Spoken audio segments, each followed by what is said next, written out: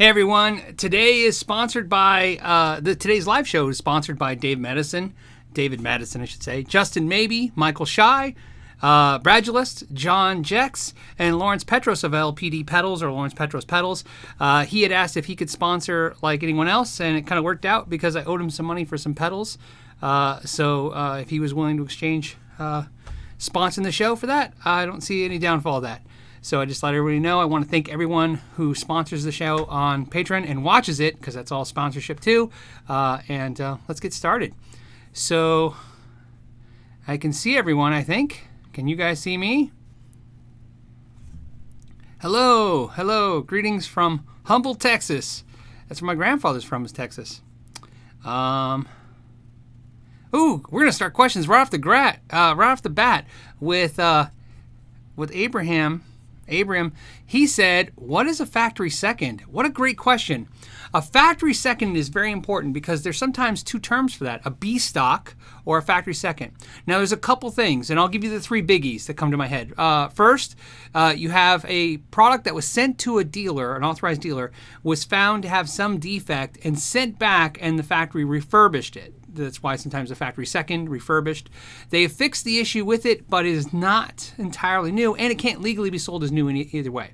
Sometimes a factory second is something they detected in QA. In other words, quality assurance sees it, they find the issue, and they're like, hey, this has a defect or an issue. And a good example would be a set neck guitar. You can't take the neck off and start over again very effectively unless the guitar is very expensive. So they might stamp it as a factory second. Or, believe it or not, sometimes a factory second or B stock is a product that was made of the wrong color or wrong specifications. So it's something that was supposed to be made but was made wrong. So that's what a factory second, also known as a factory refurbished or a B stock. One of my favorite companies that handles it that way is Schecter Guitars. What they do with their B stocks, they sell them to one dealer. I believe he's on the East Coast somewhere, and he sells them all on eBay. And what they'll do a lot of times is they'll give you, some companies will give you a factory warranty, but not on the cosmetics. That's how they get away with that. Or sometimes they just void the warranty altogether. So it's like buying used, but you're getting it from the factory. So that's a great question. First time ever asked, so I really appreciate that. Let's see. Next one is Keith. Keith says, hey, Phil, how about Carvin liquidation? Question mark. Would it be okay to buy from them now? Yeah, I saw they were offering 25% off. Me, personally, I would like to see 50% off. I mean, I don't want to do that to them, but you understand that part of the reason they're liquidating is they're not going to have any service to go with those products. So when you have defective warranty issues, there's no one to take that. But that being said, it is the last chance to get the product. So if you want it, you're going to get it at a discount. But the one thing I would definitely consider is if you have an issue 5-6 months from now, there is no clear expectation that I saw on who's going to service that. So I use Carvin for my mixers and all my PA stuff and all my other stuff. And funny enough, why I think it hit me kind of hard is I was getting ready to buy one of the Steve Vai Legacy amps. And they were on sale for $7.99, and I procrastinated because they kept showing the tan one, not the green one. And then they went off sale, and they went to like $9.99. And so I actually emailed them and said, hey, I was planning to buy this and review it against my Mark V Mini, and I really want this amp. Could I get it for the $7.99 price? And I never got a response from them. And I was hoping to use that to, kind of get the deal that was out there anyways. And then it went to $1,100. So it was, for me, I regret it. And I might buy a used one now. I went and looked. So when I did that video, I went and looked, and they were already gone. So Justin Maybe, a sponsor of the show, says, hey, Philip, did you hear about Pro Guitar Shop closing down? No, you're the first I'm hearing of it, but I'm not entirely shocked. There's a lot. You got to understand, as the internet, a lot of people, let me just tie this into me. A lot of people ask me, why didn't I go the internet route? Why didn't I take my store and push it more towards the internet route? And what I see coming or happening right now is as the stores realize that the internet is the only proposition for growth. Okay, I'm not saying mom and pop shops are going to die, not even close to where I believe is that. I just think the growth is tough. It's going to be, if you want to expand, you have to go to the internet. And as those entities jump on the internet, it's going to be hard for internet entities like Pro Guitar Shops to survive. So I'm not entirely shocked. Not to mention, to be honest with you, Pro Guitar Shops, which is a great place to get pedals, I think has been quashed by Reverb. I find myself buying so many pedals on Reverb. There's always what I want on Reverb, and I can always find the price I want to pay for it. And that's a pretty hard thing to compete with. And that's Reverb. To be honest, there's also eBay and every other source out there too. So I hate to hear it. I get the trade magazines. Sorry, I'm looking behind my computer to see if I left them up here at my office. I didn't. And there was like 11 closings I saw in the last 30 days of stuff. So it stinks. Okay, back to, let's see. What is he? A lot of good questions. I think it's Rilta says, not a Carvin fan. Yeah, it's Carvin, I think, for me, it was upsetting. When I did that video, I was really bummed out. I was really upset. It hit me hard because, I think I agree with a lot of the comments on that video that there was a lot of marketing mishaps that they did. They didn't really embrace the new world as well they could, but they had quality. I mean, so you hate that sometimes, you hate it when somebody who is actually making a good, a quality product, dying. So, let's see. I'm going to hit this just because Hoppy Strat 2 said, do you think they should ban Jason McNamara from going to GitCon? No. So I like Jason. I've publicly said he's my friend. And I think he's friends with everybody that was there too. Not everybody's personality is the same. You can't ask, I judge people's character on how they treat people. And to be honest with you, and nobody there could say he treated him wrong. The Tone King and him, they shook hands, they were friends, they jammed on stage. That's the end of that. Jeremy says, Phil, any ideas on how to handle feedback on a P90 loaded in a semi-hollow? Yeah, that's a nightmare. That one really is bad, right? It gets really out of control, especially if it's not like a wax-potted P90. A noise gate, but really a noise gate will really kind of choke that stuff out. Actually, if anyone has any suggestions, I don't really have any suggestions. I tend to want to use a P90 or a hollow body, or definitely both, to not use them in environments that are going to be feedback. I find there's just no way to control that. The only way I know to surefire way to do it, believe it or not, is what other rock stars have done. They shoved they shoved T-shirts in the holes, in the F holes, fill that body up with stuff. That'll stop the feedback for the most part. So there might be other suggestions with technology, like pedals and stuff. But, that will work, by the way. If you fill in those holes, it'll stop doing that. Okay, Jamie's got a great question. He's in the UK, and he says, sometimes it's hard to find and source American parts. Any tips? Yeah, you're probably talking about like Fender parts and Gibson parts. I'm assuming that's what you're talking about. For anything Fender and stuff, Stratosphere is unbeatable for that stuff. If you that's a pretty big one, so you might know about them. But if you don't, definitely check out Stratosphere. Stratosphere, like Strat, a sphere. I don't know why I'm saying it weird. Like a sphere, like round. So no, check them out. I buy most my parts when I need them because I have part suppliers for most stuff I need. But every once in a while, when I have a customer who needs a part and I need it now, eBay has it. If eBay doesn't have it, it's very shocking to me. So you just got to learn who the reputable dealers on eBay are. So let's see.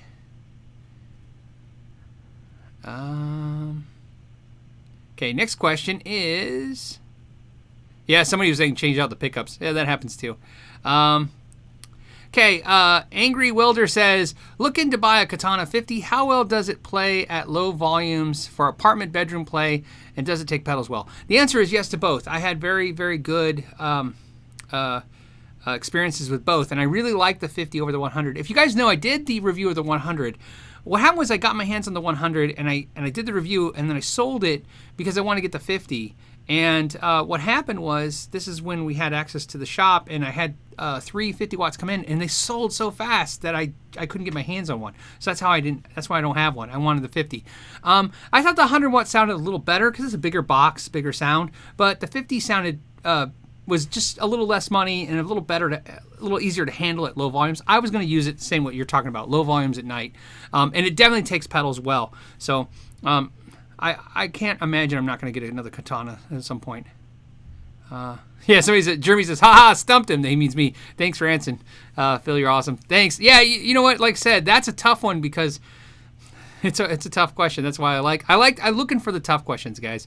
If I can't answer them, at least they're out there for other people to see. Katana. Oh, Jason's saying Katana is the brand. No. Katana is by Boss, which is Roland. It's labeled under the Boss brand, but it's a Roland product. So it's the Cheddar Kung Pao says, I love my Katana 100. I play it in 0.5 watt mode. Yeah, I love that amp. Like I said, it was just my mishap. I never thought in a million years when I sold the 100 to get the 50 that I wouldn't get my access to one. I'll probably just pick one up online. They're relatively inexpensive. To be honest, it's another one of those things. I think I talked about this with the Yamaha TH10. Yamaha reached out to me, and I was going to get one. And then when they were reaching out to me, I thought, well, maybe they'll get me a deal. Roland reached out to me to review the Katana, the new upgrade. And I was about to buy one, and then they're like, hey. And I thought, well, maybe this is a good opportunity to get one, as a deal. I mean, obviously, I want one, and they're cool people. But I think I'm just going to get one on my own. So I just... Oh, Tonally Savage says, who is your most influential bass player? Stu Ham is who got me to want to love bass, and I'm a Stu Ham freak. But to be honest with you, my two favorite bass players, without a doubt, are Marcus Miller and Michelle Indeocello. Both those players, to me, are magical. And my funny moment is I met Stu Ham. He's a cool guy, but he's kind of like us. He's a kind of geeky kind of guy. But Marcus Miller is the coolest guy I ever met. And I got so nervous with him, I didn't know what to say. So when I shook his hand, I said, "You're Marcus Miller. You're awesome."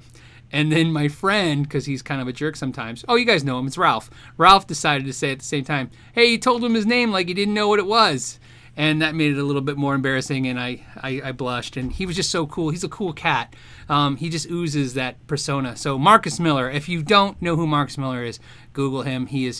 The reason he's my favorite bass player is he's the guy, instead of slapping and tapping and doing all that crazy stuff, he plays amazingly and then gives you a little bit of that, just amazing playing, when it counts. Somebody's saying Dave LaRue. Yeah, of course. I mean, bass players are like guitar players.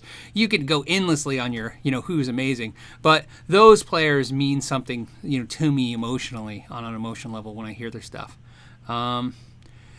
Chris has got a great question. What are your thoughts on the Dusenberg guitars? I'm looking to buy one.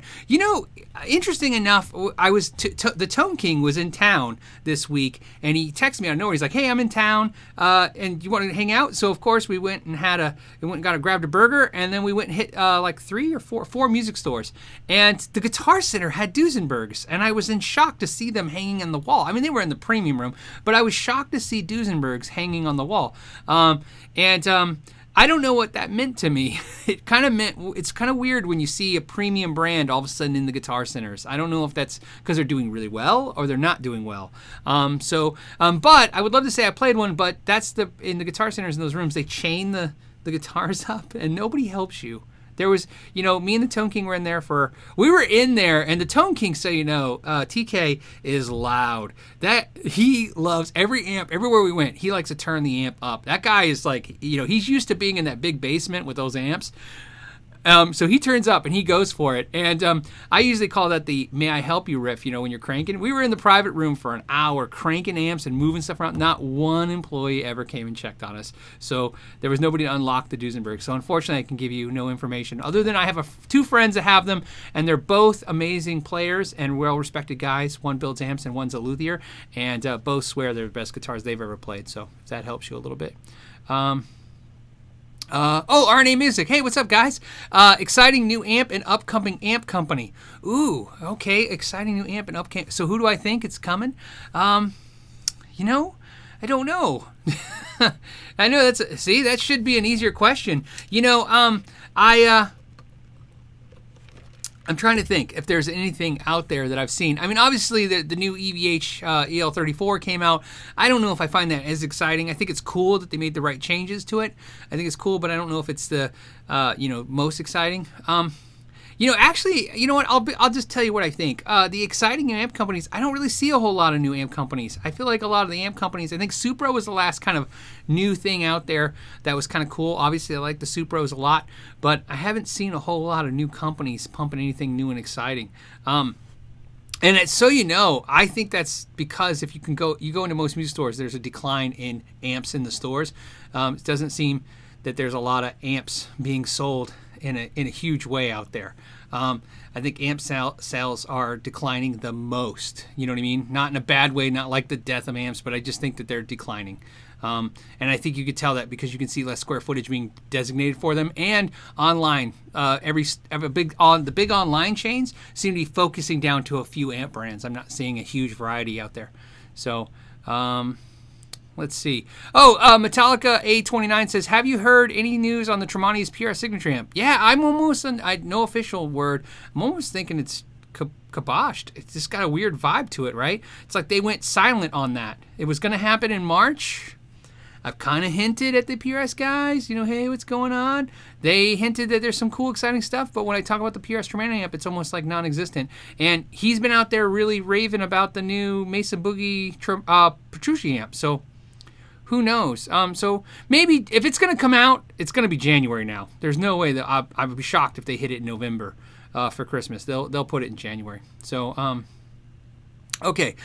Rich D says, howdy, Phil. Any idea why certain guitars hard mount their pickups EVH Stealth from China? He's just saying that's one of the models that do it. And is there any way to adjust them? Yes. There is a theory that mounting the pickup straight to the body gives you more sustain. It changes the way the guitars sound. In fact, there are so many theories about it. There is 2 stages. So first of all, yes, you can adjust them. All that's happening is instead of the pickup having 2 springs pushing down on it, and as you turn the screws, you're raising and lowering it, the springs are on the other side, or there's a piece of foam on the other side, and you're just raising it and lowering it the same way. It's the same exact thing. So yes, direct mount pickups are the same. Now, some companies, very few, will direct mount the pickups to the point where they're mounted straight to the body. EVH is that way. So the Stealth is mounted straight to the body. There's no adjustment in that. They literally route the body so that when they screw 4 screws, because they'll do 4 screws on that instead of 2, mount those Wolfgang pickups right into that body. There's no way to adjust them. They're set to the height they are for the most part. Now you can pull them out and put some foam in there and mess with that and make longer screws, but the way it comes out of the factory, it's not ability to raise and lower the pickup. There's a couple reasons. One, I'm sure in the small part, it's because Eddie's decided that's where the sweet spot is for him on the pickups, and so put them there, and they don't need to be raised and lowered. And 2, it's back to that theory that they believe mounting the pickup straight to the body changes the way that the pickups sound. It resonates differently.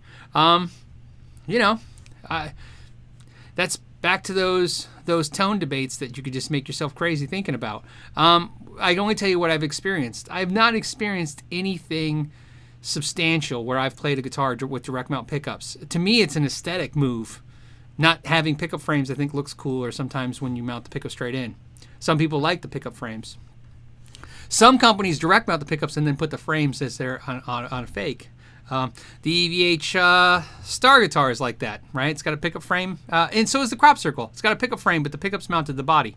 So there are a lot of guitar companies like that. So there you go. I'm going to say for the argument, it's a aesthetic choice. There you go. All right. Somebody's saying satellite amps. You know what? Okay, so here's another thing. I know Synergy amps is coming, and I know they're going to be doing a big push on that. So I'm curious. I'm curious to see as a new upcoming amp, what happens with that. I was a big fan of the modular amps. If you guys know, Bruce Egnator had the modular amps that Ty Tabor used with King's X that sounded fantastic. And then they went and licensed that stuff to Randall amps, and they did the module stuff. And I think Randall did a good job. They didn't do a great job, though. They did a very good job, but there was definitely improvement. And so Synergy amps is now, I think, the new evolution of where those modules are working. And I think they're going to put more money and more power behind it. So I think it's going to be interesting. I'm very interested in it to see how it works. So, Chuck says, "Hey Phil, is that a Duosonic behind you? If so, how is it? It's cool, and it is behind me. It's that orange one right there. It looks like a popsicle. Yeah, I'm trying to see if I like it. It's a short scale to see if I dig the shorter scale of it. I definitely like the guitar. it's just weird for me to play shorter scale guitar. Sometimes I definitely am a 25 to 25 and a half scale guy. So, but definitely like the guitar. So, Chris44 wants to say hi. Apparently. Okay. So, okay, so Josh says, hey, Phil, I'm looking for the Floyd Rose Strat. Do you know anything about the Floyd Rose Classic Series or the Fender HHR Strats?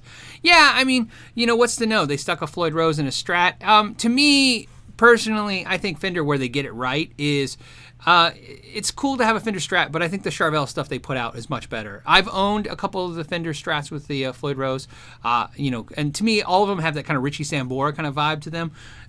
So it's not like you're getting any kind of cool cred that's not 80s. When I think Fender Strats with Floyds, I think 80s too, so there's nothing wrong with that. But I really like, for me personally, I like those Charvels. They're much better if you're going to buy them. And Fender doesn't really make a Floyd made in the USA Strat. So either way, you're buying made in Mexico. Made in Mexico cannot beat those Charvels. So that's something to look at. Oh, okay, here's a good question. Randall Fisher says, hey, what's your opinion on FU Tone products? So FU Tone is, they make titanium blocks, they make brass blocks for Floyd Roses, they make really cool, I like them. A friend of mine, Eric, gave me some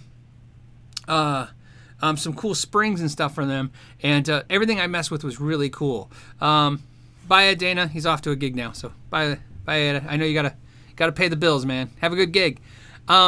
So everything I've seen from them is pretty cool. They seem like cool cats too. They really work with a couple YouTubers that I know, and I just never had an opportunity to demo any of their products or check out their stuff. And I don't just don't go out there and reach out to people if I don't have something in my head. I usually like to have an idea of what I'm, like, hey, this would be cool if I did this video, and then I go do it. So here's good. Danny says, are you a snob whether your gear, pedals, effects, and amplifiers is analog or digital? That's a good example. I think I'm a normal player out there, and I think the normal players, hopefully you can relate to me, otherwise I'm going to sound crazy. It's not that I'm a snob or not a snob. My problem is I can't figure out sometimes what I really need. I play boutique amps and guitars, and I go, this is it. Why play anything less than this? And then sometimes I play something less expensive, like a Schecter, into a Katana amp, and I go, this is it. Why do I need more than this? Why am I wasting my money? And I think it's normal to go back and forth on that. So to answer your question, no. Pedals wise, I don't care if it's analog or digital. And so in fact, sometimes I don't think I can tell. I do prefer analog over digital just because my experiences of analog over digital has been better in the long run. But I like digital stuff fine. Just like solid state. I prefer tube. I'm a real preference to tube amps. But some tube amps are so digital or solid state in the way they're constructed that even that gets a little vague. But no, I like what I like. And generally speaking, when I buy stuff, I think I've said this over and over again, there's a consistent message. If I buy something expensive, it's not always because I think it's better quality. It's because it's more unique and it's interesting to own as a collector. When you collect gear, you're just looking for something really cool that makes you feel good when you play it. And my time playing music is a lot of times, it's with myself, friends, and family. And I'm just trying to have that moment where I'm enjoying myself. Next question is, it jumps around a little bit. Sorry, guys. As soon as I. Okay. Oh, I'm going to say Texas, TX. No, North Texas mountain biker, TX mountain biker. Phil, describe the process for choosing which guitars are hanging behind you for each vid. Okay. I think I know what you're trying to say. You're saying, hey, basically do a video about each guitar behind me. Okay. It's pretty simple. Yeah, it looks like a Jackson. Somebody said that is a Jackson. That's been in a bunch of the live shows. That's a Jackson Dinky, made in Japan. I have. There's no real way for me to explain why I buy what I buy. Sometimes it's a deal. Sometimes I just love it. So, let's see.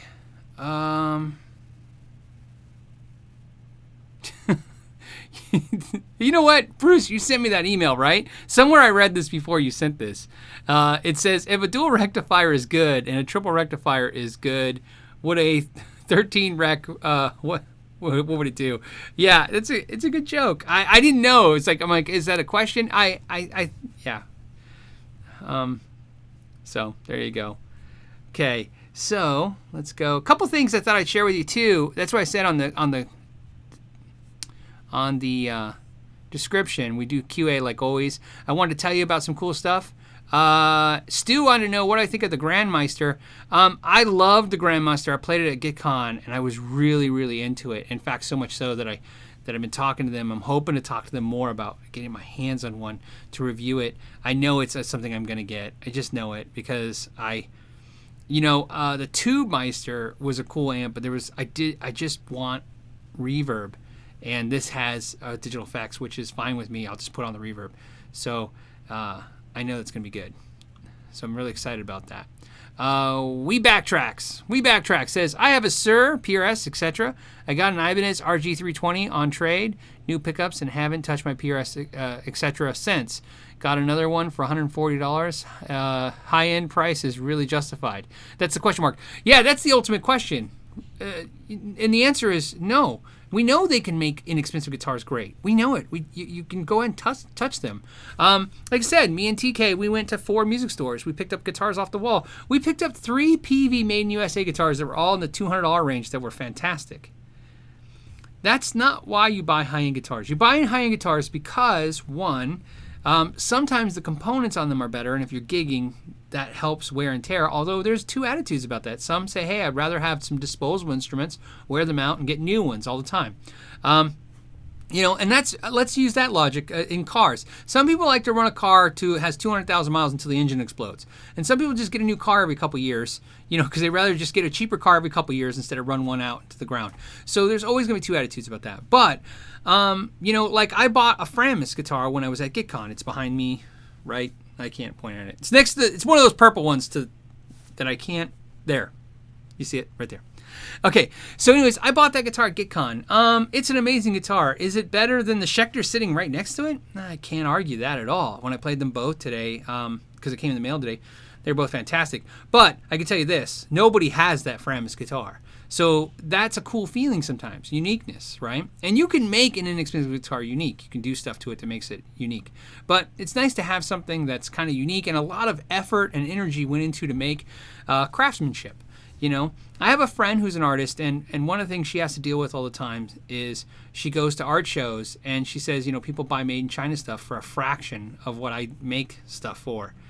And it's because sometimes people care about the artistry behind it, and some people just care about the product. So that's how you. So to answer your question, I absolutely understand what you're saying. You can buy a $200 guitar that performs like a $2,000 guitar. I see it all the time. But unfortunately, this is an emotional thing. So if we're going to make logical decisions, that's okay. But sometimes we make emotional decisions. So, okay, let's go back to the questions here.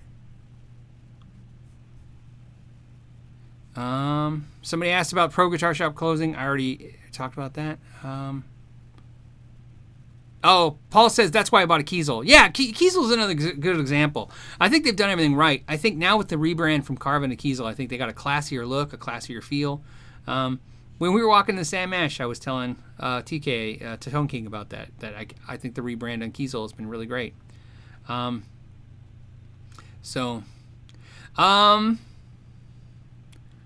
going to say Leighton saying, hey, Phil, have you played the Hard Luck King guitars?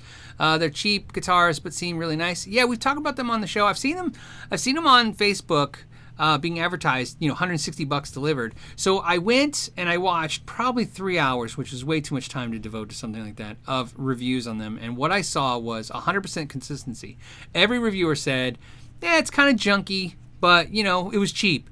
And that doesn't always appeal to me. So I got the feeling that, what I can tell you, what I took away from that is when you get a $160 or $200 Hard Luck King guitar, you're getting exactly that. There is no $500 guitar.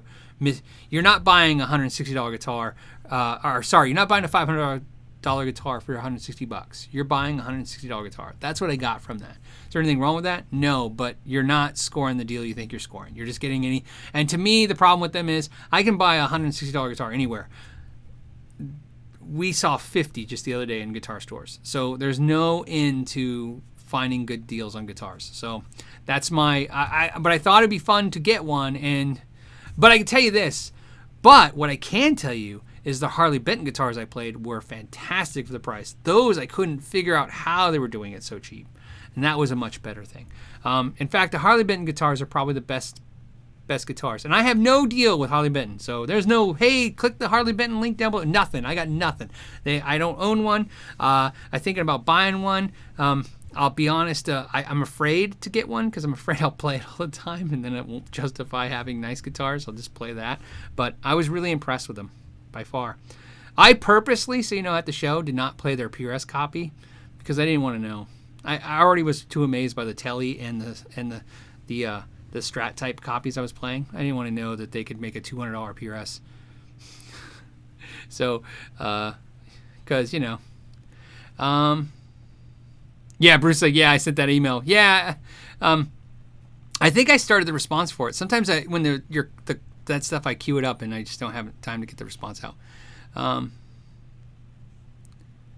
Let's see. Hey, Phil, thoughts about Old Valley Arts guitars? They were cool. My friend Paul has one back when Gibson owned him, and he was a Gibson rep, and he says it's his best guitar he's ever had, and he plays that one all the time. So,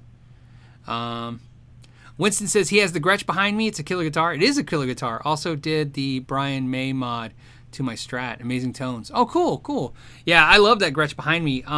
That is the inexpensive Gretsch, and I've been playing it lately. What I do sometimes when I bought that because I'm thinking, it's right there, that thing. I bought that because I'm actually contemplating getting rid of my high-end Japanese one. My Japanese one used is probably worth about $1,400 or $1,500, and that guitar new was $500. So I'm like, do I really need this? You know, it's one of those things. So far, I like them both, but I'm not going to keep them both. So we'll see which one ends in a long time. Maybe I should do a shootout between them. Would that be interesting to see when I'm ready to figure out which one has to go? So, let's see. Guitar Hack says, do you think Gibson will drop prices to increase guitar sales? No, I think they're not going to try to. I don't think that's where their focus is. I think their focus is cutting costs. You notice I didn't do a video about that. You know, the whole factory closing. The reason is because I don't think it means anything. Gibson's not going anywhere. The ownership of Gibson could go somewhere. Give me an example. Henry owns Gibson now. He didn't before. There's always been a Gibson. When Gibson was, he bought it in distress. It wouldn't be shocking to me that it's in distress again. And it gets bought again. The problem with Gibson and anything like that is that, or not the problem, but the thing with that is that it's got a value. It's got brand equity. It doesn't need a factory. It doesn't need guitars. It doesn't need anything. It has equity just in its brand value. So somebody could just buy the Gibson name and start making guitars with the Gibson name somewhere else. So Gibson will never go, well, not say never, but Gibson's not going anywhere as a brand, right? It'll still be available in stores. You'll still get them, whether or not Gibson itself. So when I heard them closing that factory, what I took that as, they're just trying to hold on to the brand. They don't want to have to sell that asset. So they're selling other things to adjust. Or to be honest with you, they're probably just making choices that make sense. I keep hearing about their financial issues, but they're probably also trying to show the banks that they're making decisions that are good for the companies long term. So it's tough. Like I said, there's a lot of brands that I think could go away, you know, just close tomorrow and you'll never see again. But I don't think Gibson's one. I think, like I said, the ownership of Gibson can no longer be the owners. But you know, when people are like, hey, there won't be any Gibsons. Gibsons will be worth money. I'm like, well, there'll be Gibsons because somebody will buy it. There's a price where somebody will buy that. You know what I mean? So there you go. Let's see. Gibson can live off its root guitars with fewer selections and focus on QC. Yeah, right. Less tooling changes, color changes, etc. would increase production. Right. And like I said, think I agree with you 100%. That's space jazz. I think Gibson really needs to focus on what they're getting slammed for on the internet. it's kind of like Kiesel and their rebranding. Kiesel rebranded itself from Carvin. There's a lot of reasons why that happened, but it doesn't matter. The truth is that the perception out there is that Kiesel is a far superior product to Carvin. Now, I believe that to be true as well. However, we're not talking about what is real. We're talking about perception. The perception is Kiesel is a better made product or a higher quality product than Carvin is. So that's a rebrand, right? It's KFC saying, hey, no, we're not fried chicken anymore. We're KFC. So companies rebrand. Gibson needs to rebrand a little bit, not change the name, but change the perception. And I think Space Jazz is thinking exactly like me. I'm thinking slim down the selections, keep control over the quality, focus on what the customers are saying. That would be new for them. They've never really done that before. And then Timothy says, Hawkins says, invest in the future. Right. And then Video Haiku says, maybe China will buy Gibson. Could be. You never know.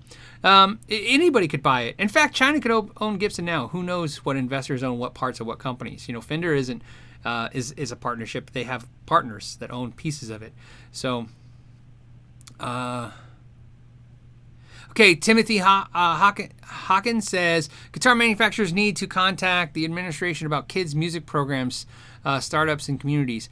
Yeah, right. Well, you know what it is? They're not used to the new world. They're not used to working so hard. They're used to rock stars just making us want their stuff. And I think that's going to continue, but I think they really need to, like you, to reach out and build a community. Random Love says, your Robo-Tuner video hurt them badly. Yeah, it's funny. No one could take credit for Gibson's problems but Gibson. Isn't that funny? And I think we all agree on that. And I've said it before in videos. The sad thing is they can do a lot wrong and people still want them. I still like them. Surgical Steel says, let's all buy Gibson. Yeah, it'll help them. TACR says, enjoyed all the videos from GitCon. Why don't we see a lot of those brands here in the States? You talking about like the Russian, not Russian, the Ukrainian brand that I reviewed and stuff? I don't know. GitCon was definitely an experiment. It was cool. I had a blast. It was, I wouldn't say life-changing, but close to it. It was definitely the most interesting and cool experience I've ever had in my life. So, and I think that's why a lot of people liked it, and I think a lot of you guys seemed a little like worn out from the videos from it. But the truth is, it was so exciting. I'll just say this. What was great about GitCon versus the NAMM show for me? It was so nice not to have to stand in front of a company and explain what YouTube is. I don't know how to explain the frustration to somebody where I'm talking to a company. I'm like, I'd like to videotape your product today. And they're like, why? And I'm like, well, I put it on my YouTube channel. And they're like, well, we have a YouTube channel. Doesn't everybody have a YouTube channel? And you're like, but. So it was nice to have companies there that actually understood what a YouTuber and what reviews are and what they're doing. And it was just cool. It was cool. Okay, do you own a Marshall Governor pedal? No, I would love to, man. They're expensive. $300. I have, I definitely in my collection, I probably have some clones. So when I talk about my pedal collection, you have to understand, I'm about to do it now. There's a pedal that I have in my collection I just found out the other day is worth $300-400, and I paid $65 for it. I love it, but it's going. I don't keep any. No pedal is that magical to me. Anytime a pedal is worth anything. So the Governor's example, just like the Shredmaster pedal, when they hit $350, I bought mine for $50. When they hit $350, I sold it. And I buy other pedals. I just do. I don't. Pedals to me are about like crayons. I like having all the colors, like a big crayon box, and you like trying them out and having fun with them. But I don't have the cash flow to justify having these pedals that are worth a fortune. Let's see. It says, hey, Phil, does it make sense to use pedals with a nice modeling amp such as a Boss Katana? Well, Chris, that's a good question. To be honest with you, the Boss Katana has the pedals built into them. So it's not about making sense. It's really like you have pedals and you're looking for a platform to shove them in front of. That's really the point. A lot of players, and I include myself in that, we have a pedal board. I'll have a build a pedal board, and that's my sound. And I just need an amp that doesn't make that sound horrible. You know, I don't need it to make it sound better, but I need what it sounds like to kind of come through. So the Katana will do that. So it's not so much it makes sense. I mean, no, would I recommend you go buy a Katana and then go buy a bunch of pedals for it? No, the whole point of buying a Katana is that it has pedals built into it. But if you have pedals and you're looking for a good amp, maybe sub $300 range to stick some pedals in front of it, that's an amp that you can do that with. And it's always nice to have options to do both, you know. For me, what happens to me is sometimes I'm playing a modeling amp late at night and something inspires me to run the room and grab a pedal and stick it in front of it. And it's nice if the amp can still sound good so I can get the idea. Did you get Henning...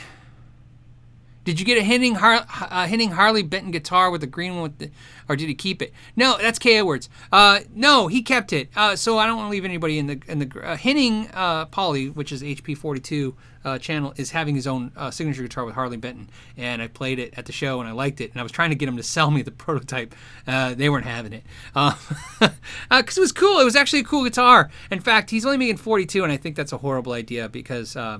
I really liked the guitar. I thought it was cool, and I would buy it because it's inexpensive. I think it's like $300 with all this stuff. And anyways, no, they wouldn't sell it to me. So I'll keep working on it.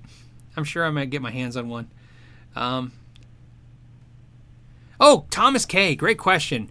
Do you think everything about guitar building is already known by everyone, or do you think some companies still have some small special secrets?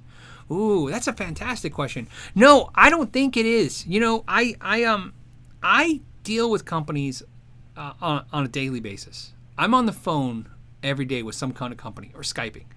And you would be shocked how many companies don't know certain things because, you know, what happens is when you get a core group of people together, they tend to exhaust their entire intellectual content. And then they don't reach outside that. Part of the problem is most people think they know everything. I don't mean that in a rude way. I mean that in like a, hey, yeah, I figured it out. You know, it's very rare to see somebody who has made it to an expert level and still really willing to learn. A perfect example, because we're guitar players, it's when you see a guitar player who's a master guitar player and then they say, oh, I'm still taking lessons. And you're like, what for? You play so amazing. But that's their brain. They still want to learn. So some companies think like that. So I think there's still a lot of secrets. Because here's why.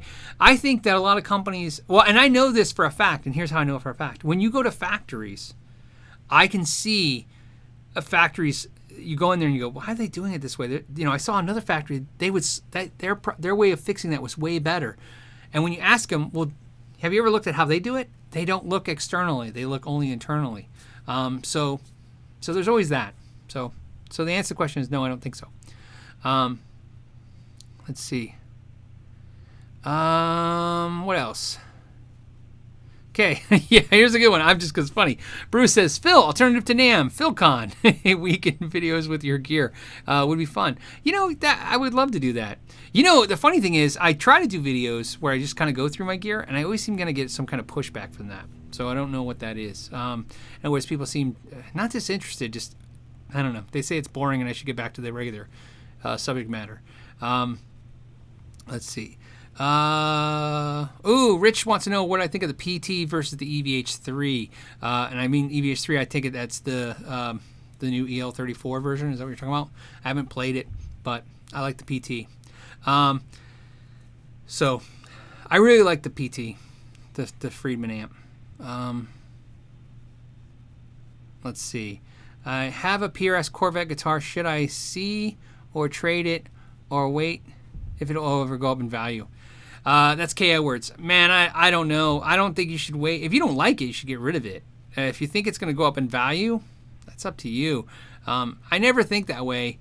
If it goes up in value and I have it, then I get rid of it. Just because, like I said, unless I really love it. So no. I don't know. Don't know what to tell you. I know you guys don't like it when I say but it's I'm reading a lot of stuff.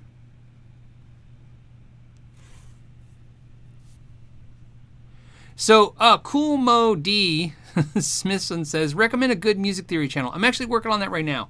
I'm trying to find a lot of I'm looking at a lot of theory channels right now and a lot of places that learn guitar to see what's the best suggestions out there I can find. So hopefully I'll have some information on that.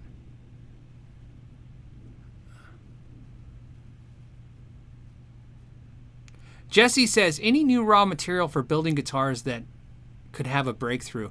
Well, Jesse, it's definitely going to happen.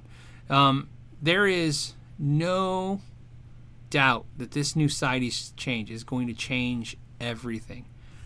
The guitar I just got from Germany, it almost didn't make it through customs, and they had 4 kinds of documents for it. So, I mean, I don't know what to tell you. So it's definitely going to be a change. You can see a lot of manufacturers looking at a lot of other things to build guitars out of. So, Ron says, what do you think of the Gretsch Streamliner series? Got one right behind me. Love it.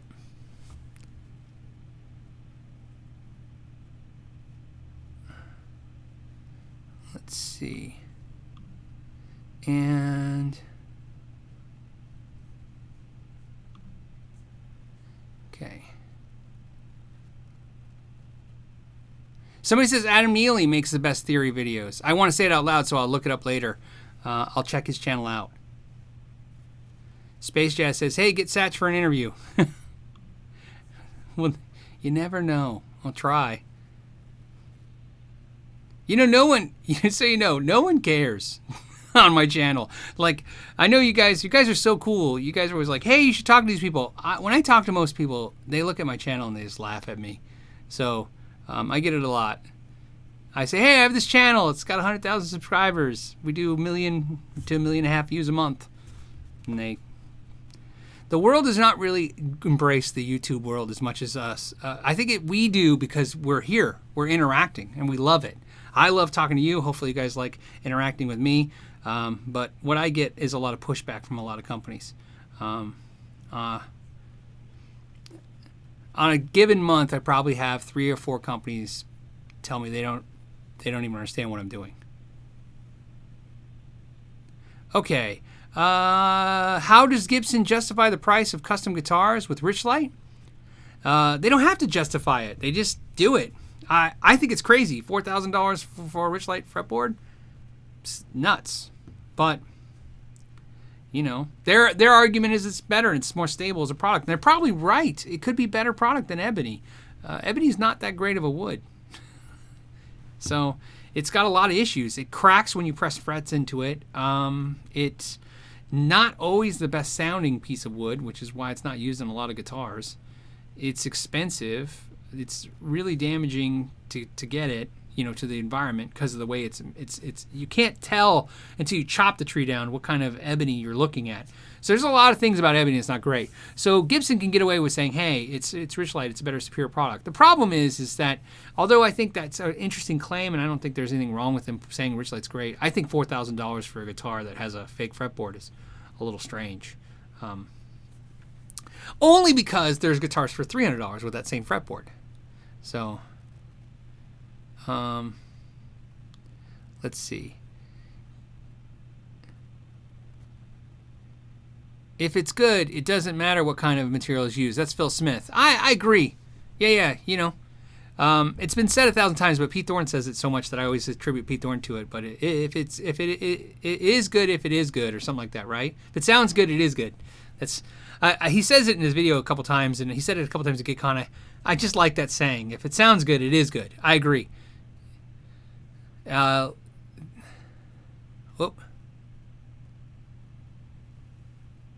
Dave Snave said, you know, he's sorry if he's just asking this question again. He's just talking about Pro Guitar Shop is closing its doors. First Carvin, now Pro Guitar Shop. See, and like I said, to you guys that might be shocking, but like I said, I have this month's trade magazine. There was like 11 places closing. So I think that's the readjustment of the internet. You know, it's time to readjust. Not like it's time, like it's finally time. I just mean it's happening. This is happening. And I think a lot of times, plus I think pedals, you know, I think we've seen their peak. You guys pedaled out. You hear all the YouTubers talk about it all the time. As soon as they do a pedal review, your views drop. I have companies reach out to me and say, hey, you want to review this pedal? And all I think about is like, man, it's going to produce way less views, and it's not like I care about the views. I just think that equates to you guys not being as interested. So, but I think pedals are cool and they're not going anywhere. So I just think maybe we don't need thousands of them. So, Seas of Neptune Jimmy says, Phil, did you get the post I sent you, sir? I didn't. Not that I know of.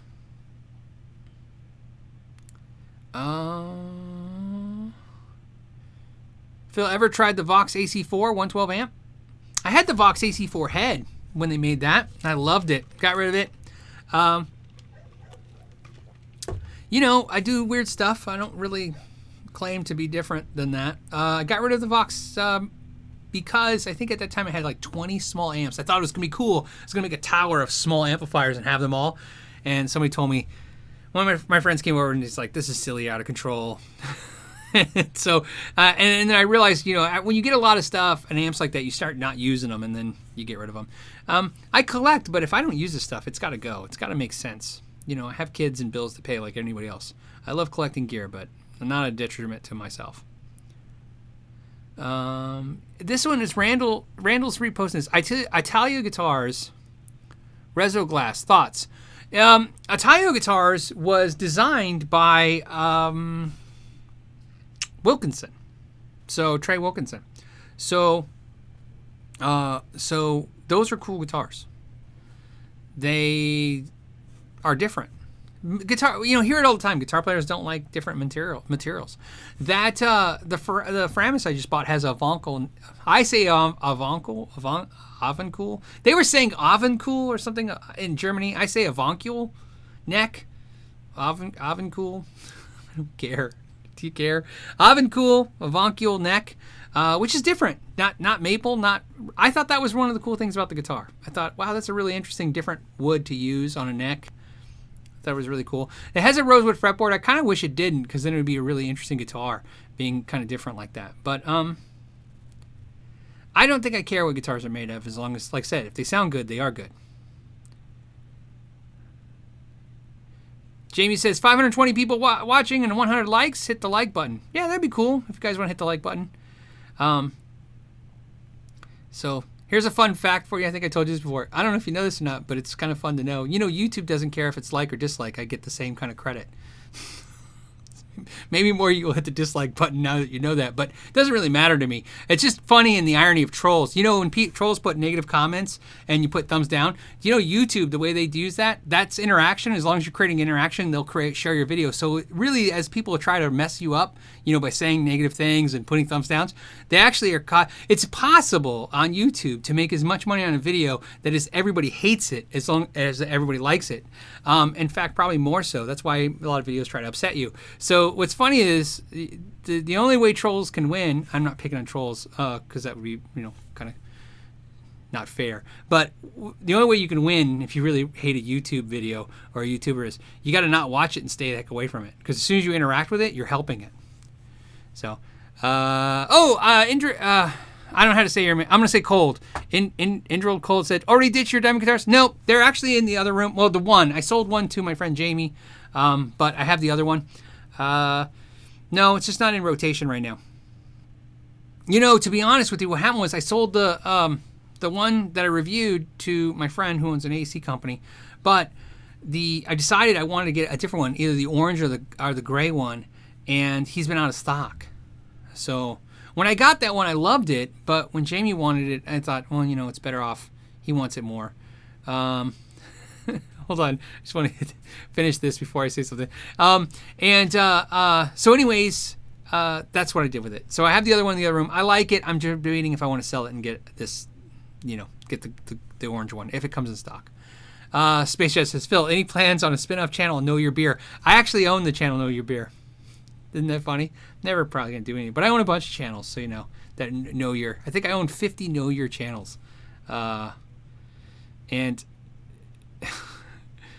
but I don't know my beer, so it wouldn't help.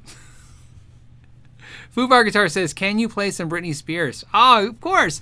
You think it's probably funny, but I love Weezer, and Weezer does an amazing cover of Baby One More Time. Ed Bailey wants to know, Phil, do you know what company makes Dean bass pickups? I don't.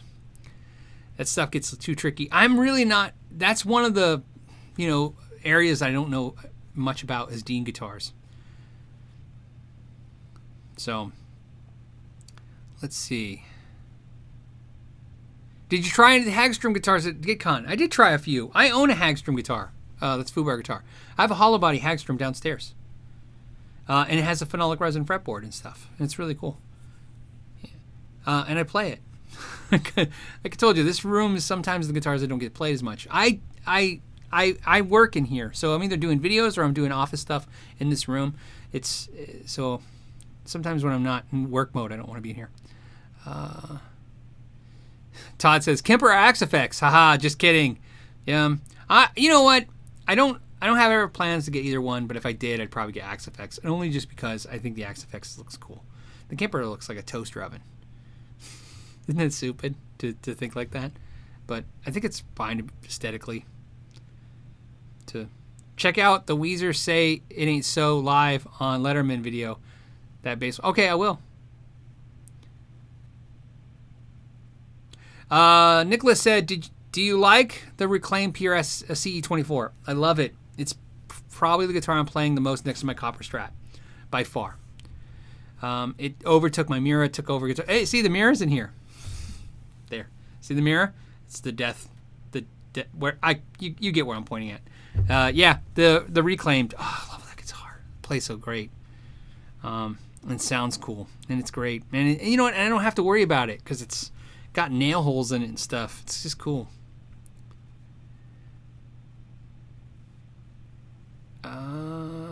Talon Mars says, hey Phil, love the show. Thanks. Do you have any clue what's the difference between Mexican and American fret wire? That's the question. It jumped. Nothing now. I hear rumors that it's different. I don't think it is. It used to be. Pre-2008, the fret wire on the Mexican Strats was smaller. Now, if you're talking about the chemical makeup, not chemical, but the material makeup, it's like the American ones using a harder fret wire. I've never been told that. It's very possible. You could probably look at some spec sheet and it probably says that. But dimensions, it's the same dimensions now. It's tough because when the recession happened, Fender made some choices. It's called the Toyota Efficient Manufacturing Process. So they made some choices that even though they're putting some higher grades in the lower component stuff, buying it in bulk and having one source for everything and making one area saves money. So there was a lot of stuff in 2008 that changed the Mexicans to make those Strats better. And the best way I can tell you is this. The fastest way to figure out if your Mexican Strat has those upgrades is the Made in Mexico has been put on the back. It's been removed from the front and put on the back of the headstock. So there you go.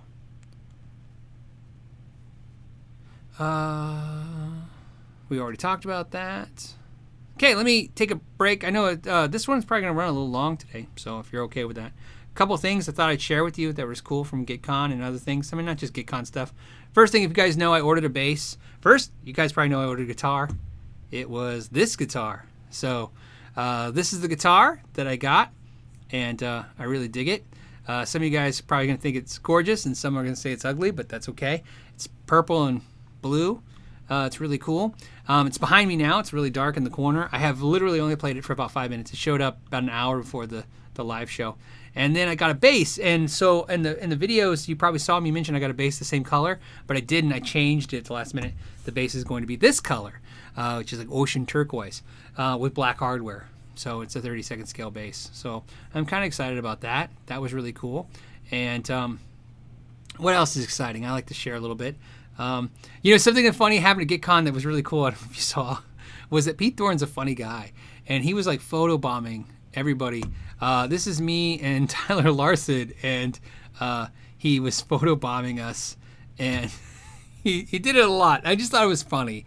It was just because it's a perspective you don't see of him. He's such a great player and a great guy. You just don't think of him as being comedic, but he's a really funny guy too. They were really funny. Phil X, of course, was funny, and Pixie and Phil X had me laughing hysterically a lot. So that was kind of cool. So it was kind of nice to meet those guys as well. And then so that was kind of cool. I thought I'd share that stuff with you. So hopefully that's kind of like show and tell pictures. Nice bass, thank you. Yeah, I'm excited. Now that model is slightly different than one I ordered, but not much. It looks pretty much just like that, so I'm really excited about that. They take 6 weeks to make a custom instrument, so it'll be here in probably 4 more weeks. Isn't that crazy? That's 6 weeks. I mean, not even like an exaggeration. They can make a private instrument in 6 weeks. So Timothy says more. Yes, more pedals. He's like, more pedals. Yes. Yeah, I like them. I have a few. They're hit and miss for me. Some of them are like okay, and some of them are great. So none of them have been bad, but there's been a few that I've just like, I can find better stuff. But I like a lot of the stuff I have. Purple Rain. Yeah, Fuber's like, Purple Rain, Purple Rain. Yeah, I know. I call it Frankenberry because it makes me laugh when I say that word. Frankenberry, like the cereal. Let's see. Tim Allen says, hey, I think I saw your Fender amp with racing stripes in your collection. Could you tell me more about it? I don't have it anymore. Ralph has it now. And yeah, it was just a Hot Rod Deluxe with this cool custom painted orange cabinet with racing stripes. I loved it. And then I decided to sell it to Ralph. So he has it. And that's it. There's nothing special about it besides that. It has a really cool cabinet. I think they did it in 2007, somewhere on there. Maybe 2008 or 9, around that time. So somebody asked if I ever tried the Hagstrom Ultra Suite. I have, and they're cool guitars. Very cool bridge system with the brass blocks. Let's see. Bell In says, since you shut down your shop, you seem to be doing less and less videos. Are you losing the love for YouTube? No, I don't. What happens is, so what I thought was going to happen, so I do, for lack of better things, because I don't want to get into it too much, but I have 3 businesses, and one of them was the store. In the store, there was repairs, which I still do, but it was working the store. And I was having trouble working the store and doing the other things and doing YouTube. So one had to go. So I decided to stop working the store. When I told everybody I would stop working the store, the partnership was like, well, we're done too. And mostly because I kind of stopped working the store for a few months before I told everybody I was gone. I was popping in there here and there, but if you saw me, it was just, you lucked out because I just happened to be there when you walked in. But I wasn't even there for a couple hours a day. I just couldn't do videos and that stuff. And they were noticing that without me hanging around there and doing stuff, that the store was losing some momentum.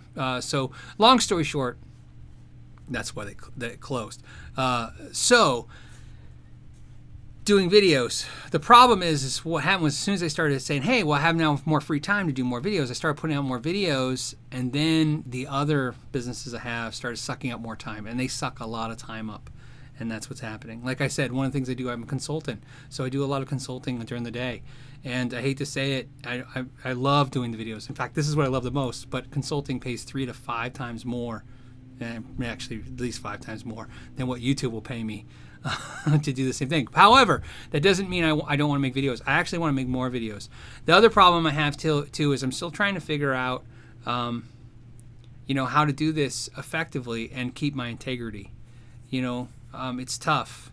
The channel gets bigger, and it's pretty big now. This is a pretty substantial size channel. I mean, I think I'd like it to get a lot bigger, 3 times the size minimum is what I'd like to see it get to. I would love to see that, but I'm also not naive to notice that it's gotten to a really big place. And there's some things that come with that you have to be aware of. I love talking to you guys. Everywhere I go, I bump into somebody who's seen the channel. And the FedEx driver that dropped off the guitar today, first thing out of his mouth when I went to sign for the thing, he's like, hey, I'm a big fan of the channel. So I was like, oh, cool. And so, I realized that there's this, we've built this community, and I love that we've done that. But you got to get to a point where, we still haven't interacted with businesses by taking their money yet. We're still taking your guys' money from views, Patreon, and T-shirt sales, and so that's where I'd like to keep it. So in that, it's really tough because I want to interact with the companies too. I'm trying to build relationships with the companies and you guys that are honest and connected in a way that makes sense. Does it make sense? And what happens is, I can tell you right now, one of the problems I have is sometimes I do a video. And, and Tone King was even telling me, he thought this too. He was saying when I did the Joyo stuff, he thought, oh, well, they had to pay you for that because I saw you had all the Joyo stuff. And I said, no, they didn't get paid anything from them.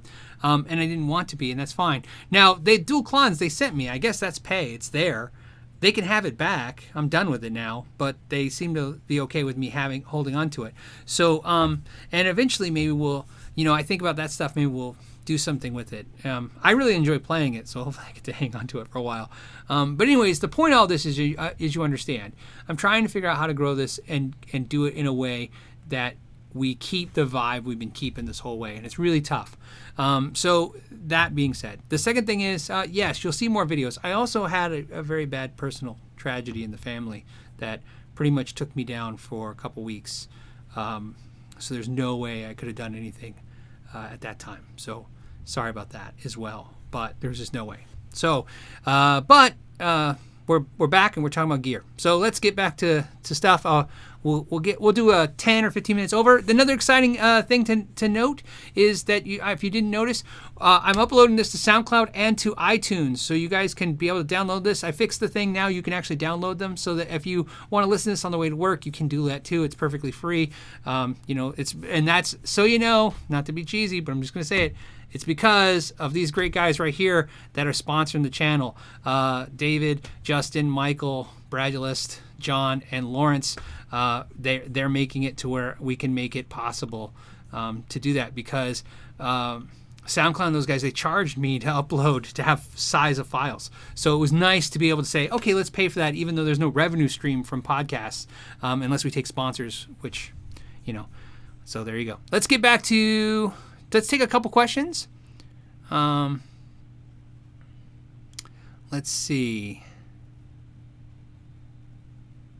Okay, No Fear says, I was thinking of putting a guitar together, but don't want any finish on the body whatsoever. Is that okay?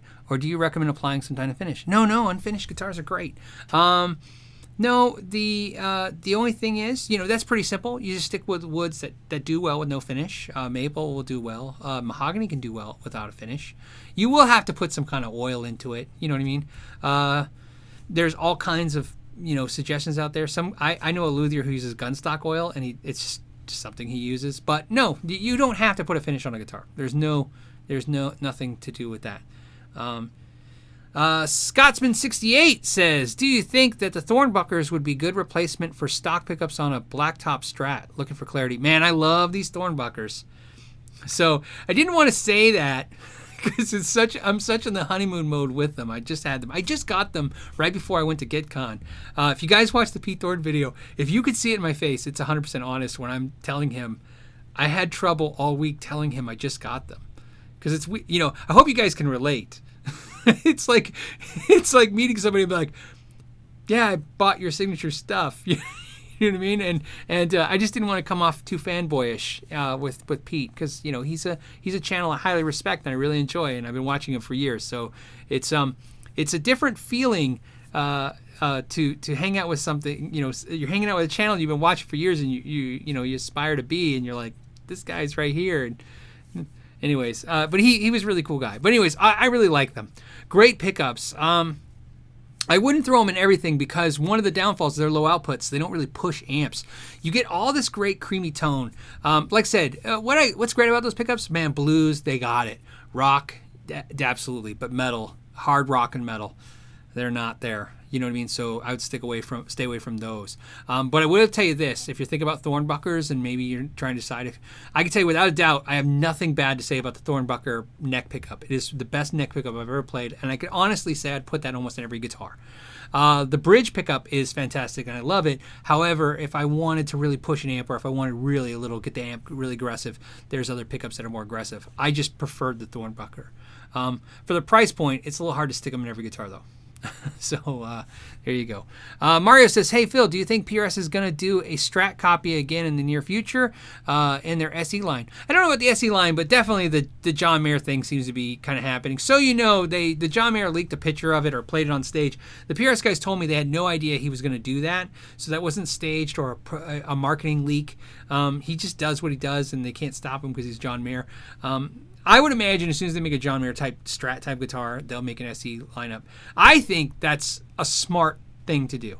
I think at this point, I can't imagine they don't do that. So I would think it's cool, but a lot of people probably won't enjoy that headstock on a Strat style guitar. I saw a lot of that feedback on the John Mayer video. Takar says, how cool was it to play on stage at GitCon? What was the experience like? It was scary as hell because it was Phil X. See, and he's a crack up. As you can see, he's loaning me his hair in this video, in this picture. That guy, you know what's great is, I can honestly say this, 99% of the people of their YouTube channels act like their channels. Phil X, that intensity, that's him all the time. When you're all tired and you really have no physical, like I have just no energy, he was on 10. He was just good. He's just, which is fun because it's infectious. And I can tell you this, getting on stage, because what you didn't see, if you watched any of the live stuff, what you didn't see was, we were working from 9 in the morning till 11 at night. So it was get up at 6:30, get down there to have breakfast at 7:30, get in a van at 8:30, go to the factory at 9, have a little meeting, just tell us what's going on and what not to do, what to do with the, because like when me and TK went in the warehouse and that was not a good thing to do. Apparently they told us not to do it.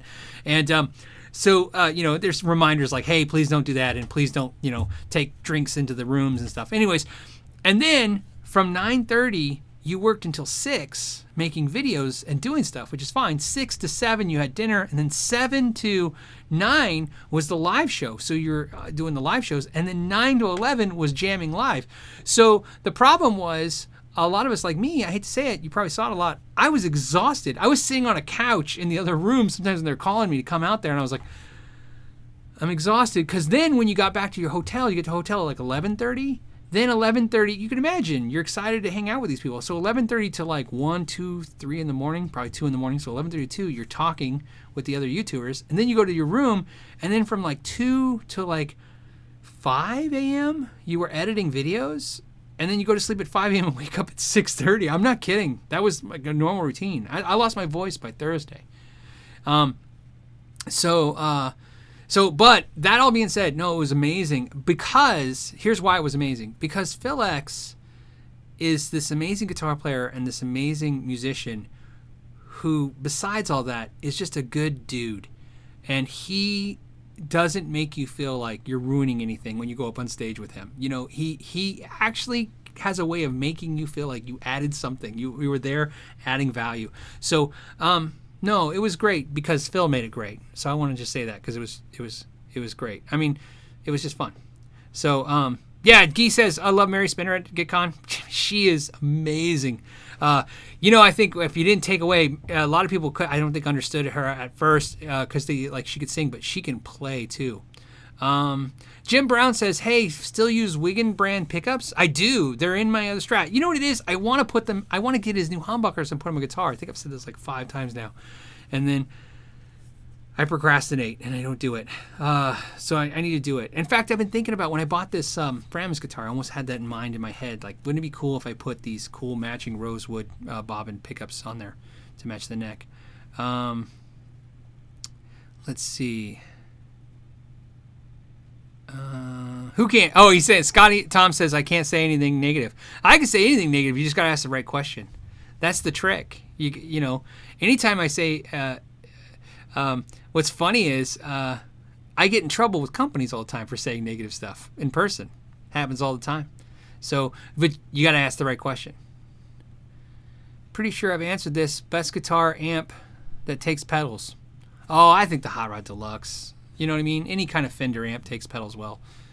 So, Matthew says, hey, ever consider attending Bruce Egnator's amp building class? No, I haven't thought about it, but you know what? That'd be cool. I wonder if they'd let me film it.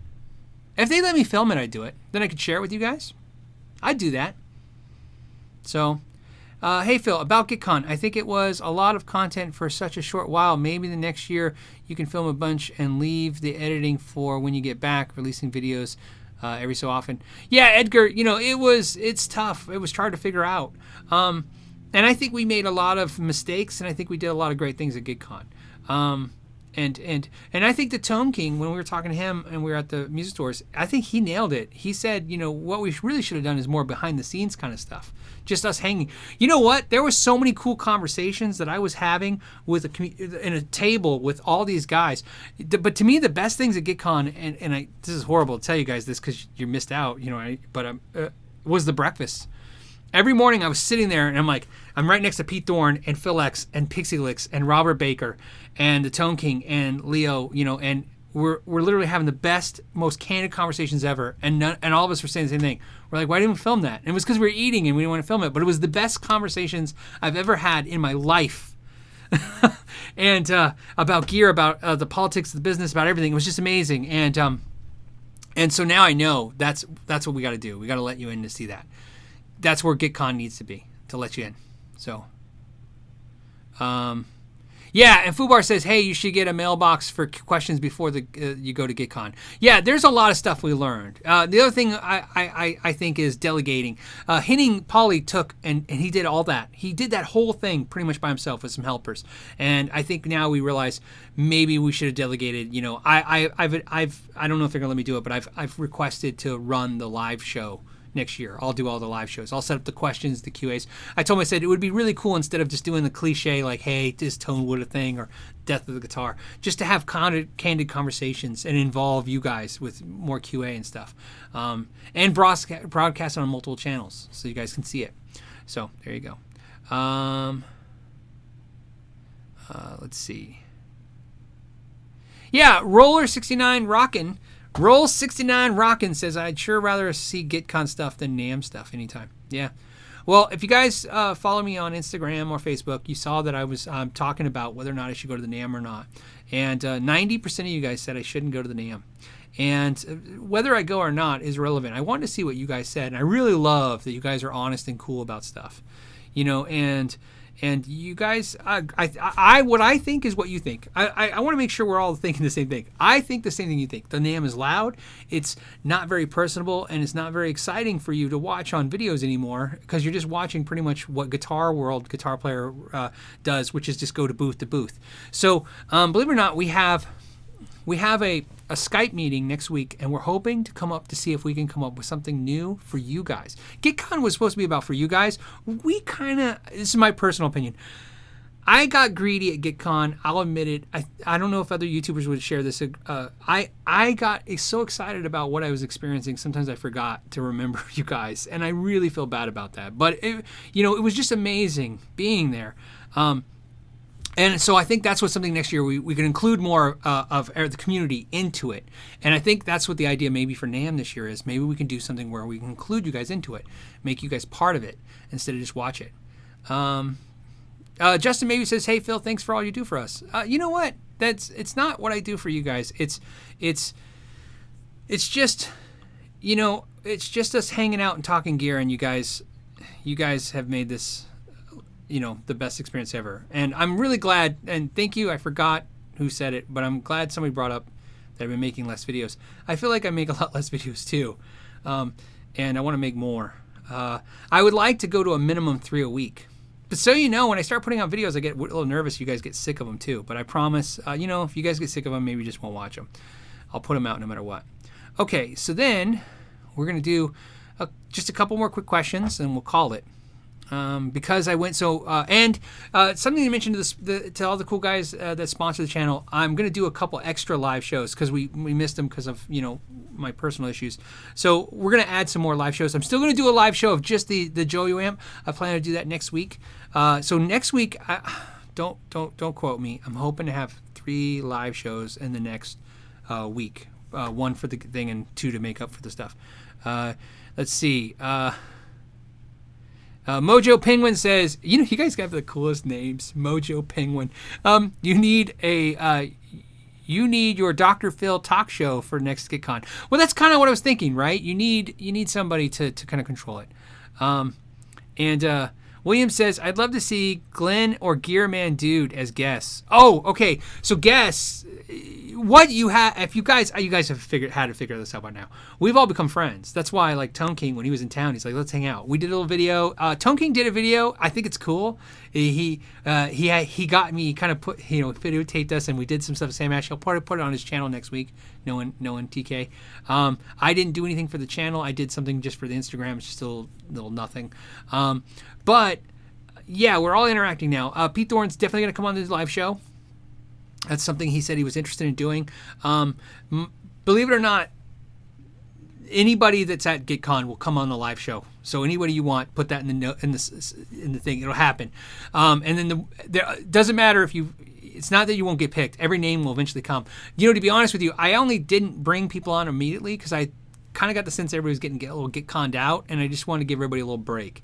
And I didn't want everything that we do on this channel to feel like a GitCon thing forever. So that's why I didn't do it. But I can have Glenn on. He'll come on in a second.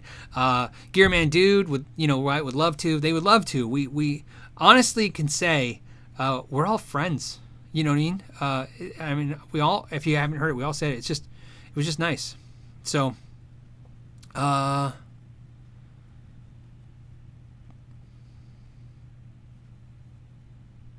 okay, I'm sorry. Comment about trick-or-treating. We see my tweet. Will you visit Anderton's? Trick-or-treat, see my tweet. Will you visit Anderton's? If I'm there, yeah, of course. I would love to visit Anderton's. It's a cool guitar store. I love guitar stores. Those guys are, so you know, they're so huge. That's why they don't. Everybody's Phil X. Phil X would come on the live show. If you guys want to see Phil X come on the live show, I'll reach out to him. I'll text him next week. So, because he can pretty much chime in from anywhere in the world. Man, you guys really like Phil X. Yes, Phil. Yeah, right. I think I'm a slightly better guitar player now because of just being around him. I have never experienced that in my life. I would love to say just like touching his jacket or something made me a better guitar player, but just being around him and watching him and hearing him explain things, I got a couple things that I don't think I understood before about guitar, and that was really cool. And that's why I said it was a really cool experience. Okay, it says Space Jet says, Phil, any concerns of competition forming between you folks who run gear channels? Hoping not, but human nature of it all. No, you know what? No, not really, because I can tell you here's what happens.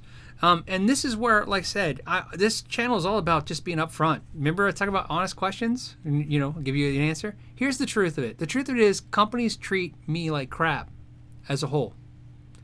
And that is a consistency. When I sat, like I told you about the breakfast tables, when we sat, you had channels with 200,000 subscribers, millions of subscribers, hundreds of thousands, 100,000 subscribers, and we're sitting there in a room, and we all had a recent story within the last week of being at GitCon where a company basically was rude or condescending to us, and all we're trying to do is share their product with viewers, and that's it.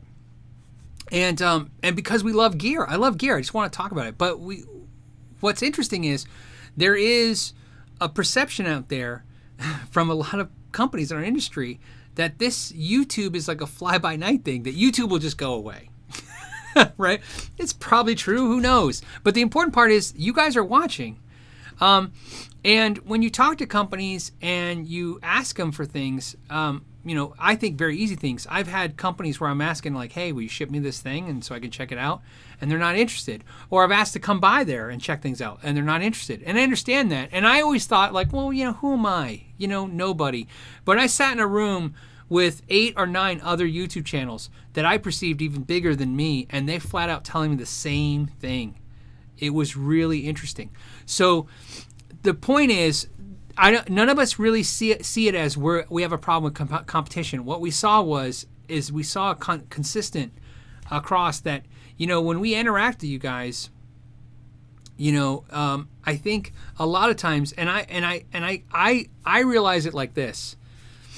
I look at a channel. I don't want to call anyone out. I look at a channel that I really looked up to, and I go, "This is a great channel." And then to have them tell me basically that companies say, we'd rather not work with you. And you're like, I don't understand. Like there's a fear, and a lot of companies have fear of us. There's a lot of that, in the idea that they don't know what I'm going to say.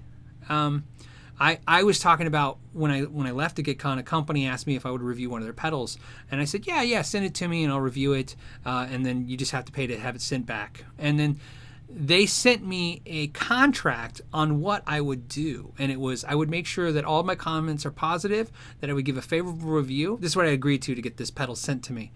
I would make sure that no other products are visible in the video with the product. I would also make sure there's no comparisons, and I would also delete any negative comments that any of the viewers put about the product. And to me, what I find upsetting about that is not that somebody was imposing this on me, is that, man, this company doesn't understand what YouTube is. That's the old way. That's an ad. You mean you want me to make you an ad? Well, then why don't I just create an ad channel and you can pay me and I'll run ads for you, I guess. And then my viewers will know it's an ad because I'll put, like a NASCAR, I'll have their brand and printed everywhere. And I'll be a NASCAR guy and I'll be like, yeah, this is sponsored by this brand, obviously, as I tell you only great things about it.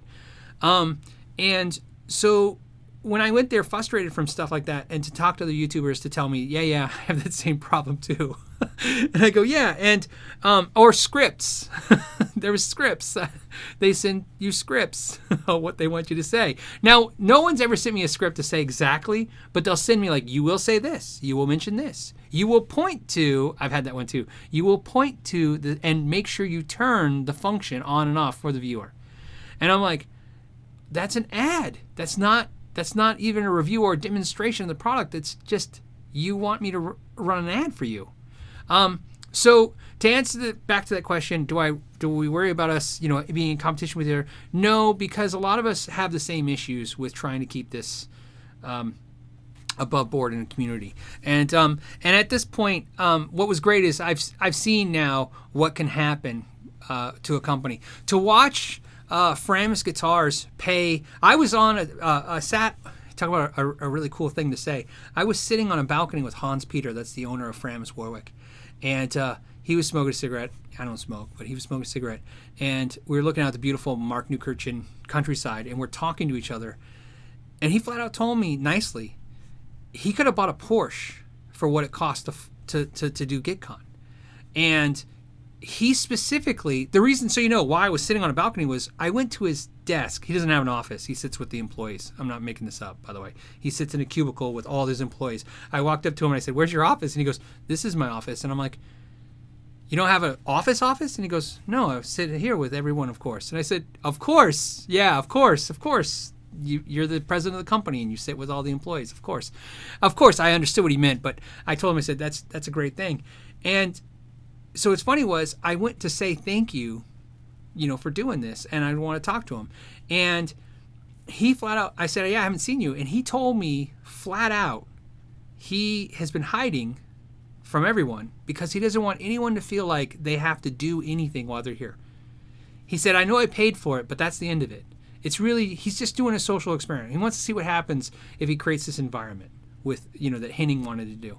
So seeing companies like that are saying, hey, yeah, he told me, it was very nice. He said, I don't understand what you do. I don't understand YouTube. I don't even understand why anybody watches you. Not in a negative way. He wasn't insulting me, but I understood what he meant. He's like, why would somebody watch some guy in his house talk about gear? I don't get it, but I get that there's a community out there that gets it. And so, he'd like to be a part of that. And of course, the long-term dividend is his brands will get acknowledged. He's going to get acknowledged now, but be honest with you, I bought that guitar.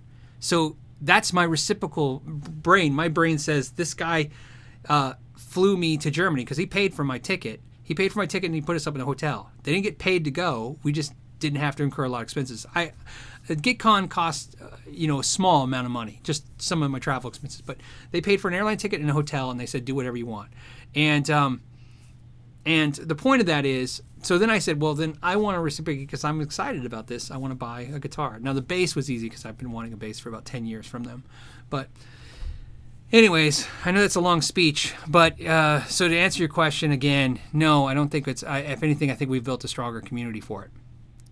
So Cool Mo D says, I don't even watch TV. I haven't had a TV in 7-8 years. So yeah.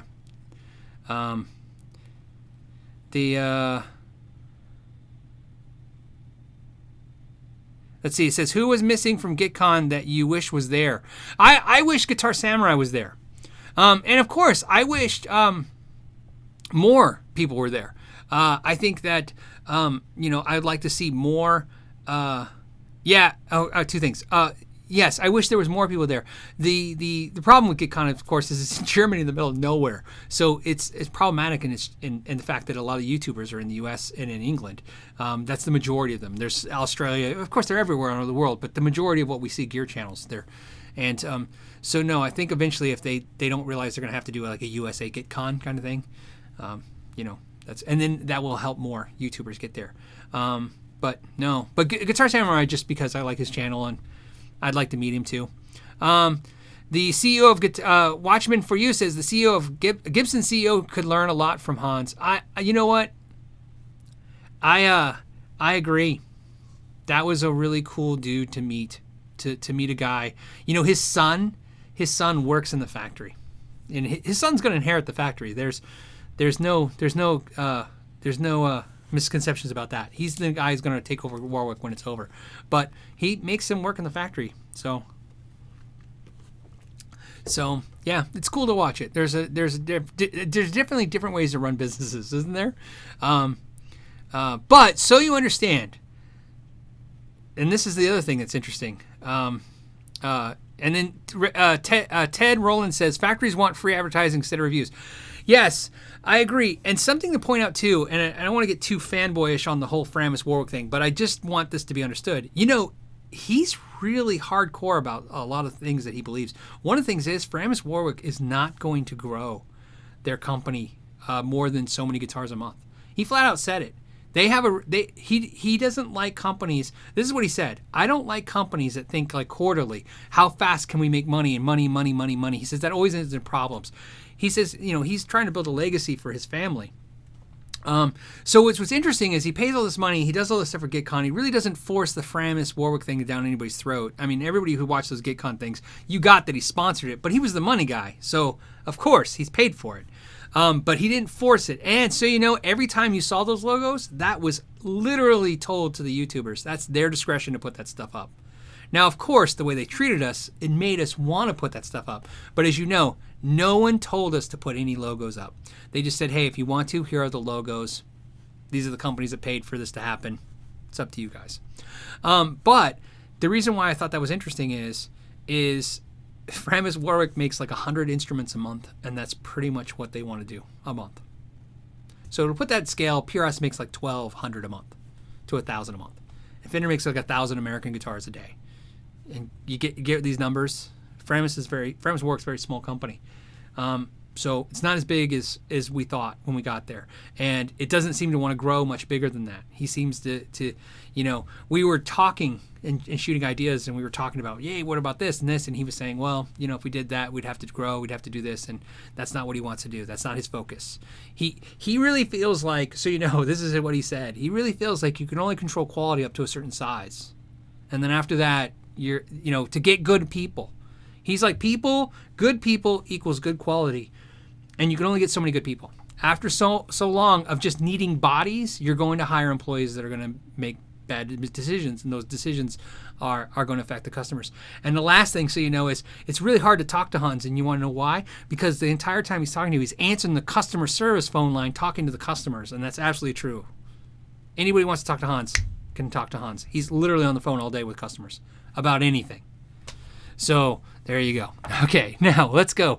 We'll do 2 more questions and we'll call it because it's an hour and a half, and I want to do a little long because we went a little late. We haven't done a live show in a while. Terry Fisher, yeah, Phil, I feel like I'm in a car dealership every time I'm at a Guitar Center now. No heart, just sell. Yeah, like I said, Terry, me and Tone King, we went to the Sam Ash local in town. Those guys came right up to us. Really cool. I will tell you something interesting about Guitar Center, and you guys tell me if you think this is weird. When I go into music stores now, or when I go into the Sam Ashes, when I go into stores, I find it funny. The employees always shoot me a, hey, how's it going? Oh, I've seen you on YouTube. And not in any, not in a cool, like famous way, but just in like a notoriety, like, hey, I've seen this bald head somewhere before. Except for Guitar Center, I don't think maybe no employees at Guitar Center, just the ones that knew me local. And so I always think it's funny the Guitar Center employees don't even know that I'm on YouTube at all. And I wouldn't find that weird, except for I've almost, like me and Tone King were in stores this week. And every store, somebody came up to us that worked there and said, hey, I like your channels, or I know your channels, or I've seen you.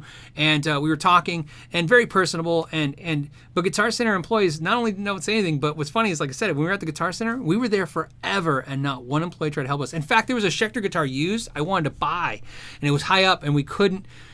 Tone King was trying to get me to get the ladder and go do it, and he would videotape me getting it. But there was an employee to make a scowl about not getting the ladder. And then they said, well, I'll get you somebody to get it down for you. And then we never saw anybody again. So, yeah, I definitely get that it's impersonal there. So, yeah, that kind of stinks. Okay.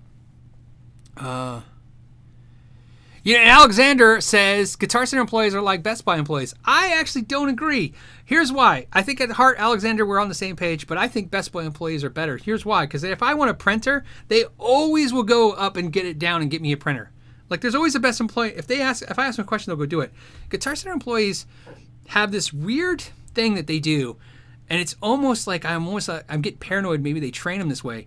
You can't find them to ask them a question or get something, and if you don't want them around, they're trying to sell you. It's the weirdest thing. It's like they have the most interesting ability to be non-helpful sometimes, and also aggressive in selling. So I don't know what that means. Okay. All right. Michael says, why is the Roland Blues Cube much more than the Boss Katana? I don't know. And they're priced way higher, and I don't think they're much better. And the only thing I can think of is Roland maybe perceives the brand Roland as being more premium, so they got to add more dollars. Plus, that technology was made. Maybe the katanas can be made a lot less inexpensively. But my guess is it probably just as simple as they set the pricing and they get more premium for those.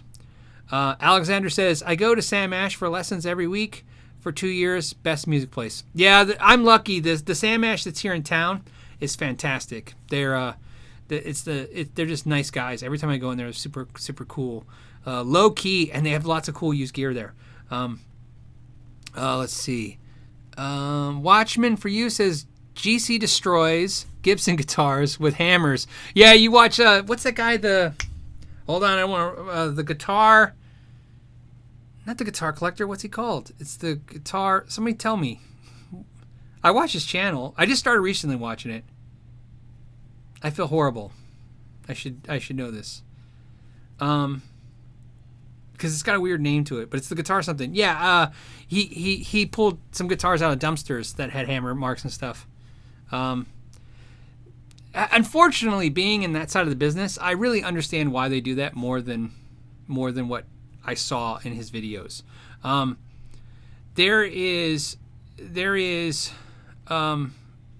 So let me time you in. We'll end with this. Okay, ready?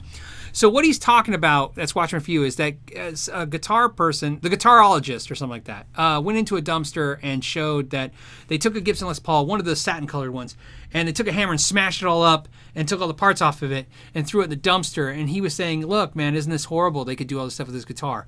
But there could be, I'm not saying there is, there could be a different part of the story. So let me give you a different part of the story. And I'm going to say it to Watchman for you because you're the one that put the comment up. So Watchman, let's say you go to my store and I sell you a guitar. We won't even talk about Gibson. And I sell you a guitar that's $800, okay? Because that's about what that guitar was. $800. And you get it and you have an issue with it, okay? It's defective, okay? And you bring it back to the store. And I go, okay, it's defective. Now, you don't want the guitar because it's defective. You want a new one.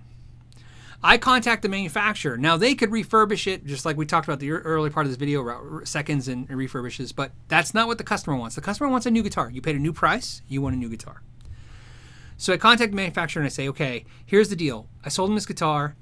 It's defective. I need a new one. And they say, okay.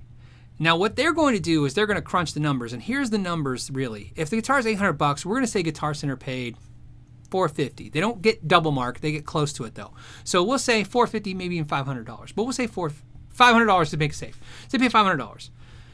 That's what Guitar Center paid for it, $500. The manufacturer makes a lot more than that. They always tell people to make 10%, but they're talking about profits. We're talking about, because costs are really in advertising, costs are in shipping, costs are in employees and factories and buildings. But the physical cost of a guitar like that is probably like $200. Okay? So they can build that guitar for $200 physically, just the guitar, not shipping, not any of that stuff, not the employees, just raw materials, $200. Okay, so here's the problem for the manufacturer. If they ship that guitar back, they got to pay the shipping. Shipping's $35. Okay. Then they get the guitar and they fix the issue. We already talked about the fact in the beginning of the video, the guitar can now only be sold legally as a refurbished product. Okay? So they fix the issue. Let's say it costs $100 to fix the issue. So the guitar costs $200 to manufacture, add $100 to refurbish it, add $35 to ship it back because it has to be shipped by itself instead of container. Then you got to reship it out to a dealer who's going to buy it now as a refurbished. That's if they sell it to a dealer. Let's say we do what the guitarologist says and give it away. Now they can give it away. Now the cool part is they can claim the guitar's value is whatever, higher value. But the truth is they can claim it's that $500 so that manufacturer can get a $500 write-off. But the truth is sometimes it's just easier for the manufacturer to go ahead and just send out a replacement product. Now here's the trick. They don't want to send out the replacement until they know that product has been destroyed. Now, the argument is that's not the right thing to do. The problem, though, and I'm not saying it is, I'm just giving a countering point. One of the points is they're really focused at that point on the original customer. They need to take care of the customer as fast as they can. I agree, there's better things they can do with the guitars than that, for sure. But I'm just trying to give you an example. Now, what I will say to that video that I saw was that guitar was kind of a pricier guitar to see that done. I could tell you that on $99 Fender acoustics, if no matter what's wrong with it, they tell you to smash it and they send a new one out. Now, we didn't smash them at my store. So, we never smashed any of the $99 acoustics. We would get a defective acoustic about once a month from Fender, a Fender acoustic FA100, and we would fix them. I would fix them because I can fix them. And we would remove all serial numbers from them and then we gave them away. So that's what we did with them. Fender just really cared that the serial number was destroyed. So that's what I did. I'm sure if, Fender probably really wanted it destroyed, but that's what we did because I think that's the right thing to do. However, in fact, sometimes we would cannibalize them to fix other people's guitars. We had a mom come in, she bought one and from a Guitar Center, and it had defective tuning keys, 2 of them, and we had one that had a defective bridge, and we just cannibalized the tuning keys and fixed hers for free and sent her on her way. So there's ways you can do it, and I agree with that. But I'm just trying to give you explanation. Sometimes the manufacturers and the retailers, they're really actually just focused on the customer. They're just trying to take care of the customer as fast as possible. And the customers are really unforgiving now. You gotta understand, when you're there and you bought your Gibson and you're like, I paid full price for this Gibson and it better be right. You know what I mean? They sometimes go that route. I'm not saying that's the case, but I've seen it. So there you go. All right, anything else exciting before we go? I'm gonna call it. This was probably the longest one we ever done. Let's see. I just want to cover, since we got some comments on it. Dave says, I will never buy from GC again after they put my used acoustic as brand new. Yeah, that's, so I've seen Guitar Center do silly things. I never take it as they're criminal in their logic. I think it's just incompetence. So who knows? It's like they don't know, but you could be right. Let's see. Scottman68 says Guitar Fetish sells damaged, defective items that come back to them as luthier specials. GC could do the same. Yeah, of course. There's a lot to it, but you got to understand from the business perspective. Again, same with Guitar Center. I mean, it's just part of business. Throwing stuff away is a horrible thing to do, but you got to figure out the right thing to do it. I think the charity angle is always a great way to do stuff. Do stuff with charity, but there's other things. If any of you out there, if understand what I'm talking about, especially in this industry, you realize that there are some times that you cannot physically figure out how to fix a customer's problem with labor. It just costs too much money. So it's just faster to do it the faster way. Especially since when you're trying to deal with an issue, you got to take care of the customer as fast and as best as possible. That's your priority every time. Sometimes you need to stay focused on the other things, which is take care of the product and take care of, maybe help the community a little bit. Those are all important things too. But if you're trying to take care of the customer, sometimes you lose sight of that stuff. And I think you should take care of all those things, but I'm just saying I understand. Somebody said, please ask my Parker question. The problem is, let me see if I can scan it. Oh, somebody's talking about insurance money. Showman Blues is saying no insurance money involved with. Yeah, there's no insurance for defective stuff or stolen stuff. That's not how it works.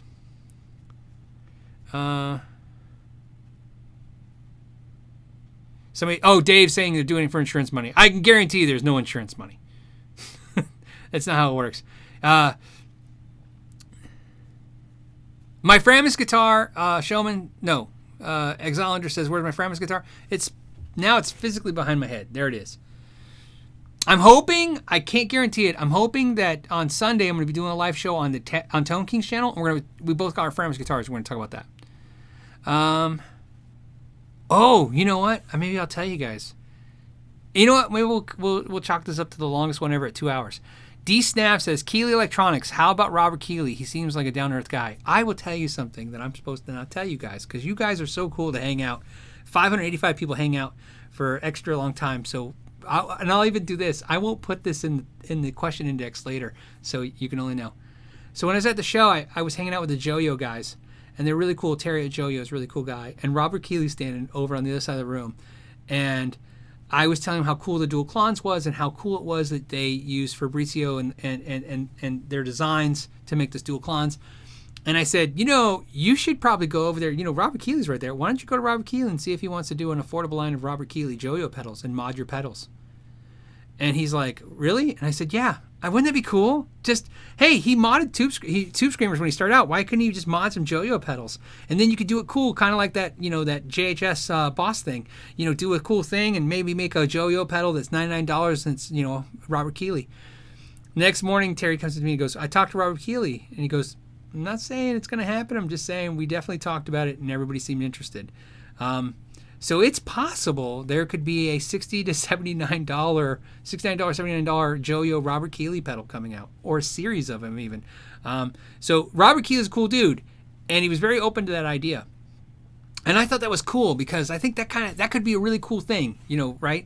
Take a high-end boutique builder and take a mass-produced economic builder and give you something in the middle. And not so much a Robert Keeley pedal, just saying, hey, what would Robert Keeley do to modify a Joyo pedal? And could Joyo just take his design and just do that already and give you a slightly better pedal for $10?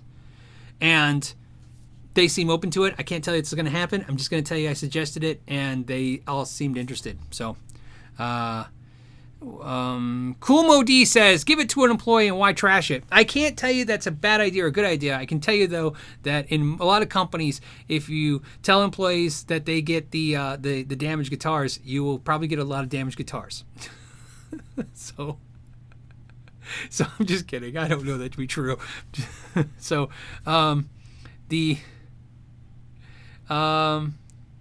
Terry Fisher says, they are keeping the quality as the thing. Almost none does that anymore. I think you're talking about probably Framus. I got a little sidestep there.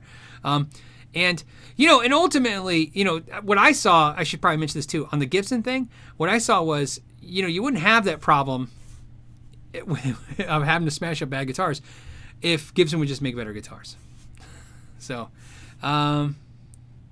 Donald says, hey, Phil, I have seen cheap Framus guitars lately. Do they have an import line too?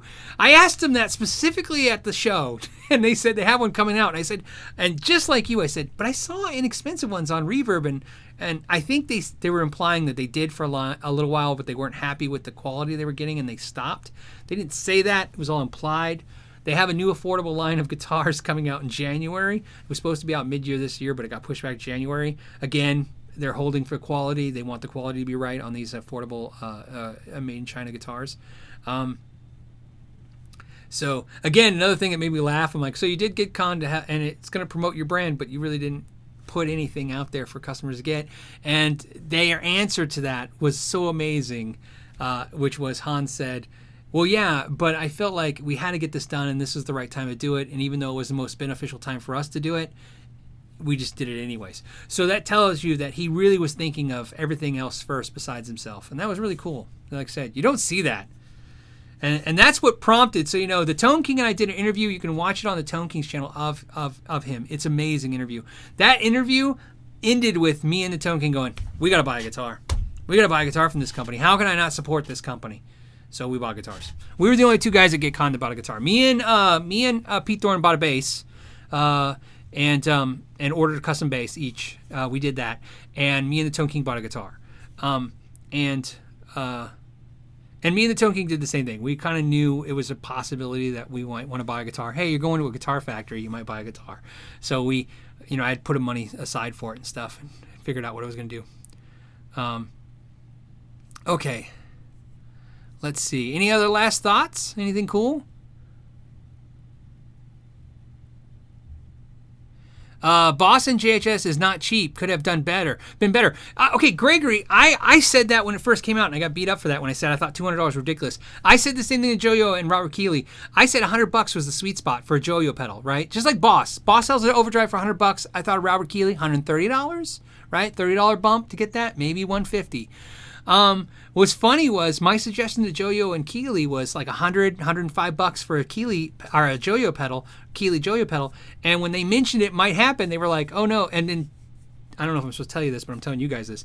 Joyo was telling me after they talked to Keeley, Robert was really into the idea of the pedals being really affordable, like $70-$80.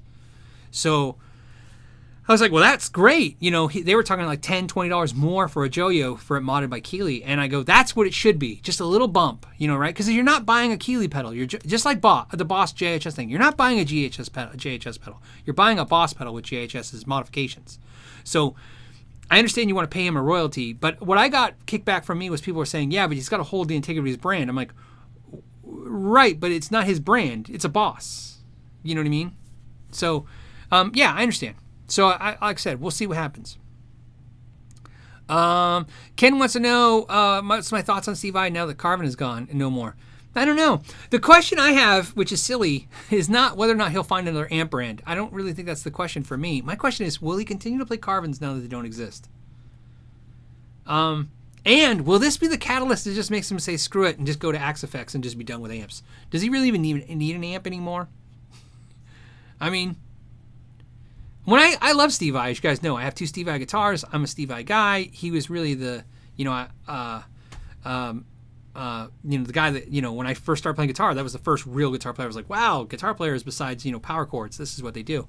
But I don't really think of him as having an amp tone. You know what I mean? His stuff is really processed, so he may not even need it. Bell End. Why were Chappers and Captain Lee not at GitCon? Oh, easy. I'll tell you. Whether I get in trouble or not. Maybe I get disinvited from GitCon for telling this stuff. Chappers.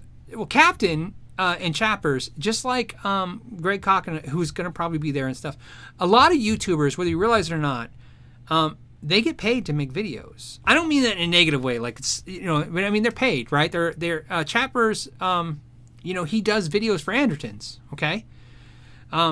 I don't know his business, and I'm not here to tell you stuff I don't know. I don't know what he gets paid or how it works, but I know that he is contracted through Andertons. And the problem is when, just like Greg Koch is contracted through Wildwood Guitars, and Phil X used to be contracted through Americana Music or whatever that was, Music Americana.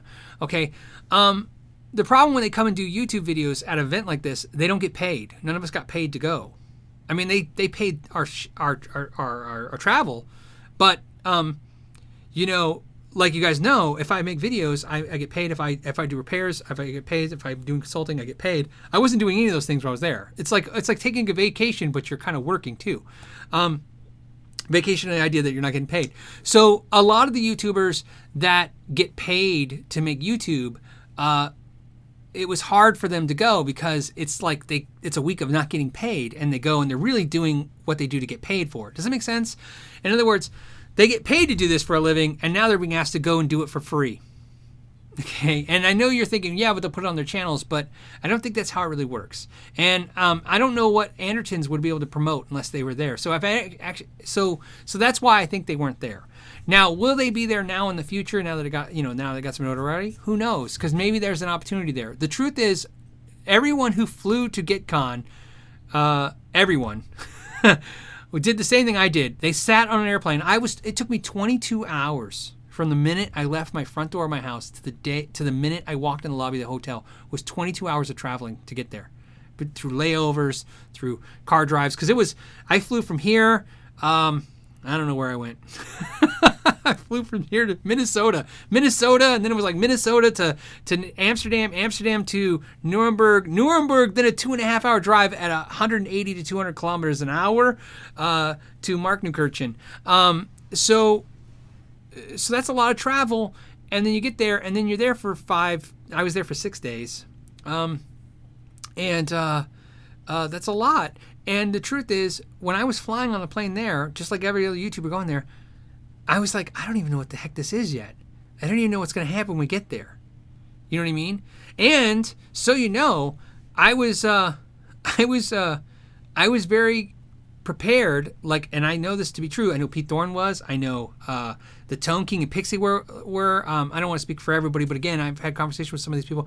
They were prepared like me that if they got there and this was some weird thing where they were like, okay, now you will promote our brands in this order, we were going to just go back to the hotel room and stay in our hotel rooms for a week. So it was scary going there not knowing what to do. You know what I mean? What was going to happen.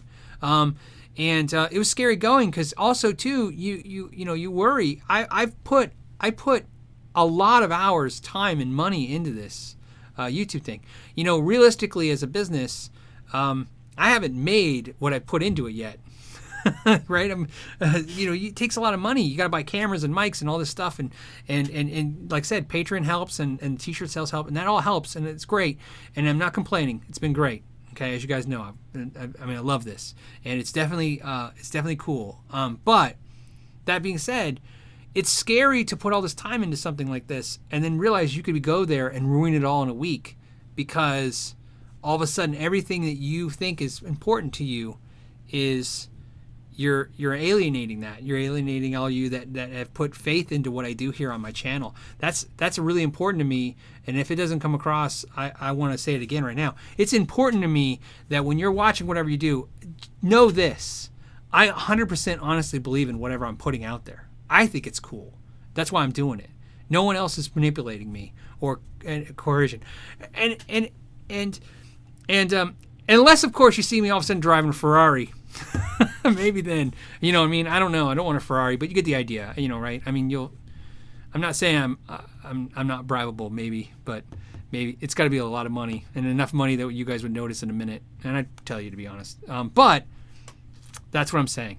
So that's another reason why some of the bigger YouTube channels weren't there and some YouTube channels there, because it was a shot in the dark to even what it was. So, and now we're at the final 5 minutes of the 2-hour mark, so we'll call it. Okay. Mike Newman says, hey, any manufacturers that didn't go to GitCon that were asked to? Only one that I can say was Fender Guitars had really said at the last minute they were interested in coming, and then I guess they let go of all their staff in Europe, all their marketing staff and stuff, so there was nobody there to man the table, so they didn't go. That's pretty much it. There was a lot of manufacturers. I can tell you this, Henning, for every manufacturer there, Henning probably got told two or three manufacturers told him no. I can tell you, though, there are manufacturers like Friedman Amps that will be there next year. I saw Dave Freeman when he did the Philex video. He said he will be there next year. Henning mentioned to me in passing that Dave Freeman had said, he kind of wished he was there this year. Same thing. The manufacturers, they were taking a shot in the dark there. So you understand, to subsidize the cost to Hans, the manufacturers had to pay to be there as well. Right? So they paid to be there. They paid to hang out with a bunch of YouTubers for a week. See how crazy this story is? some crazy German guy, no offense to German guys, some crazy German guy goes, hey, you know what? We should get all the YouTubers together in a room for a week. Then another crazy German guy, no offense to Germans, said, okay, I'll pay for that. And then a bunch of companies go, okay, we'll pay to be there. What are we doing again? Oh, is there gonna customers are gonna buy stuff? No. You just get to talk to YouTubers for a week, and they might, maybe, do videos with your product, maybe, but don't ask them to because it's not guaranteed. In fact, they weren't allowed to ask us or tell us. You see how crazy it was to make an event like that? It was, and so you can imagine. And I think I'm just gonna tell you. Of course, I was skeptical the entire way there. That even though that was what I was told, and I believed it because I like to believe the best in people. Back of my head the whole time going, I know I'm going to get there and this is going to be something else. Nope, it was exactly what they said. Yes. Hero says, Hero Glop, see, perfect example about GitCon. He says, hey, there has to be a t-shirt for the first GitCon. There was. They gave them all to us. I said, oh, cool. Where do they buy these online? They didn't sell them online. They were so paranoid about this feeling the way they wanted to feel, that it was a community endeavor, that they really didn't want to market to anyone more than what they did. So my guess is if you reach out and you want a shirt, they'll sell you a shirt or send you one. I don't know. I would contact Henning Polly about that. Or I'll mention it to him when I talk to him next week, if there's a way to do that. But yeah, they weren't selling the shirts. They weren't doing any of that stuff. I thought it would be a great way to build some revenue for the event too. I go, hey, why don't you sell t-shirts to the viewers that want a shirt to commemorate the first one? So, Dave goes, it was like the Woodstock of YouTubers. It was, and like I said, and I think there was a lot of good YouTube channels there, and I think there could have been a lot more there that were cool too as well. But, okay, and Rick Duff says, okay, I want one. Yeah,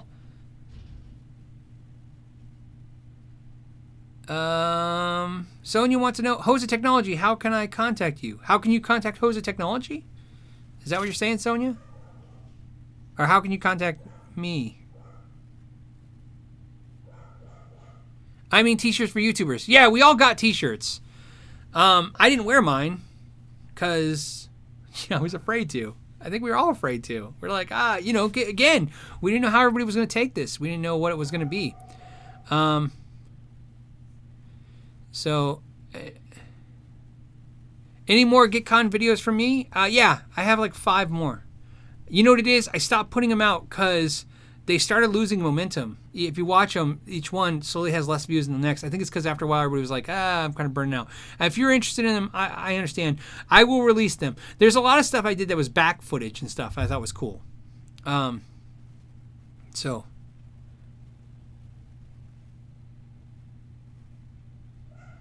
Watchman for You says, I endorse Hosa. I never got any box, great cable connectors. I'm glad to buy them. Yeah, I think that's, I bought Hosa stuff too. In fact, it's funny. I just bought for the GitCon, I bought a Hosa adapter, and I know for a fact the back of my head I was like, if I contact them, they'll probably send it to me. But I was like, you know what? They gave me a bunch of free stuff for no reason. So I'll just, reciprocate by getting a. Rick Duff says, or make a KYG GitCon shirt. You know what? I would love to do that. I'm just afraid to take advantage of the GitCon thing. You know what I mean? That's their logo. That's their stuff. I could ask them permission to do a GitCon, Know Your Gear shirt. I actually have something in the works to do something funny that's not involved with GitCon and the shirts that I think will be fun. And I probably will be taking the shirts off sale for a while.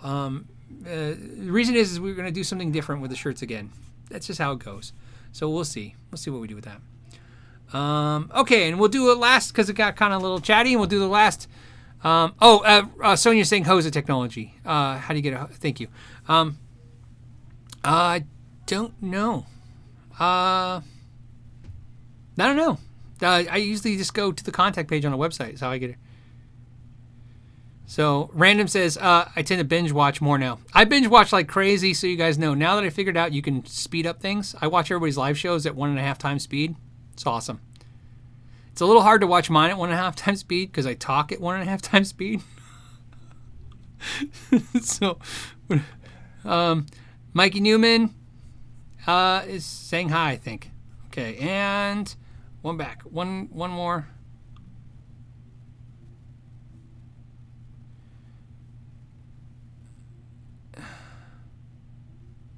Okay.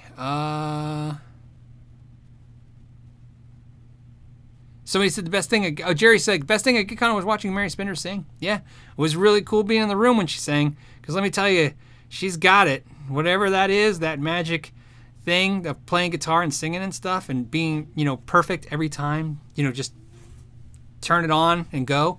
She's got it.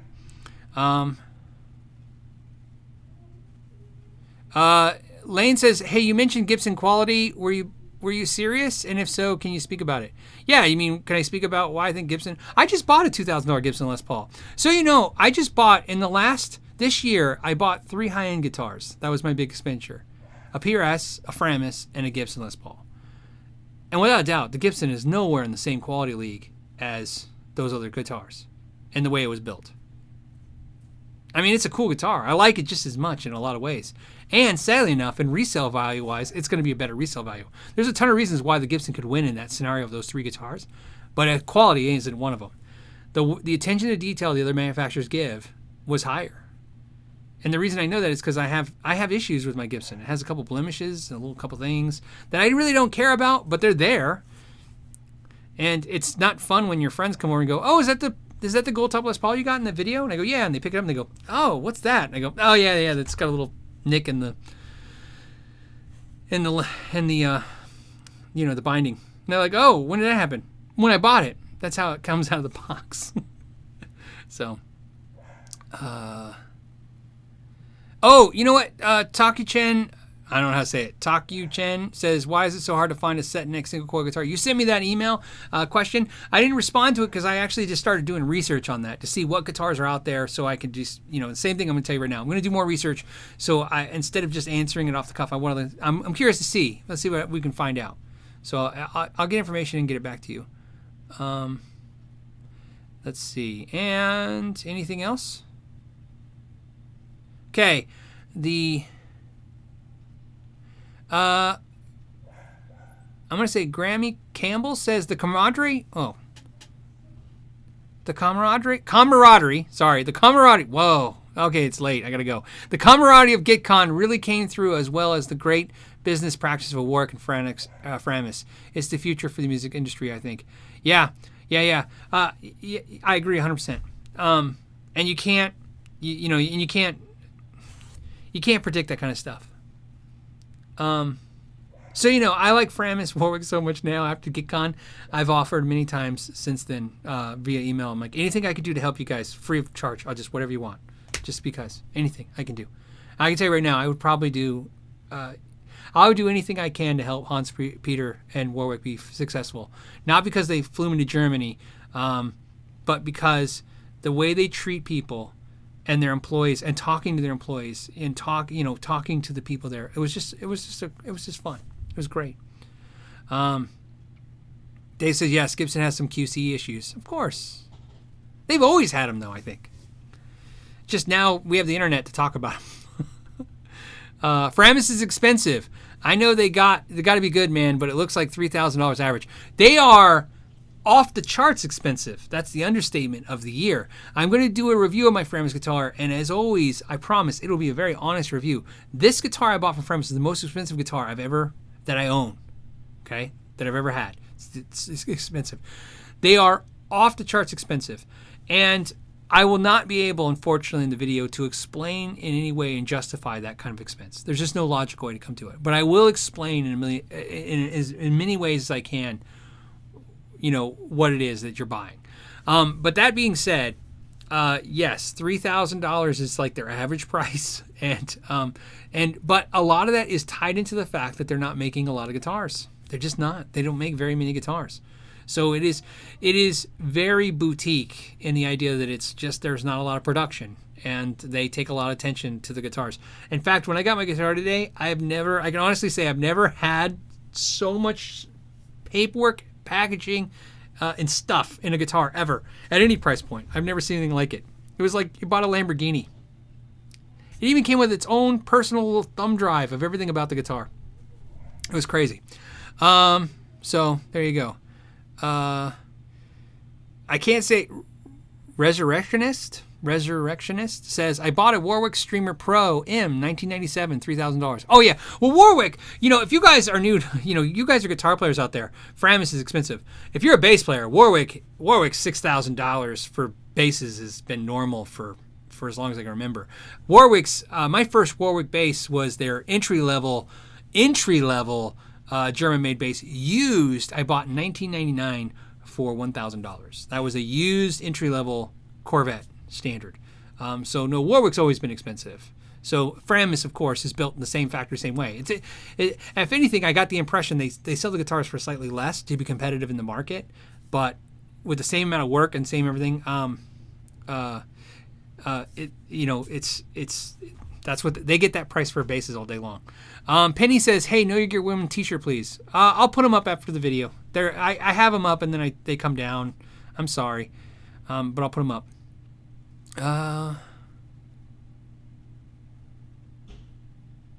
Let's see. Somebody says, does Framus still make acoustics? They do. They have an import line of acoustics. They don't do any German-made acoustics there. So, yeah, David Dare Parker says integrity is where it's at. I agree.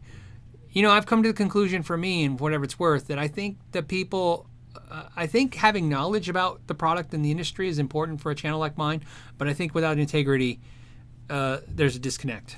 So I agree. I think I view it this way. I think you guys value my honesty over my knowledge, and so I but it's tough not to be honest. It's just tough not to piss people off when you say things. So, and you guys always tell me I'm nice, but yet I get those emails every week. Somebody's upset about something.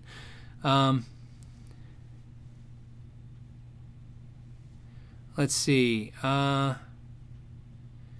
Okay, anything else? And then we'll call it, because we're really over today, but you guys are all hanging. There's 557 of us. IBJI says, I still have my Ario Pro. Yeah, my first real guitar was an Ario Pro. I love them.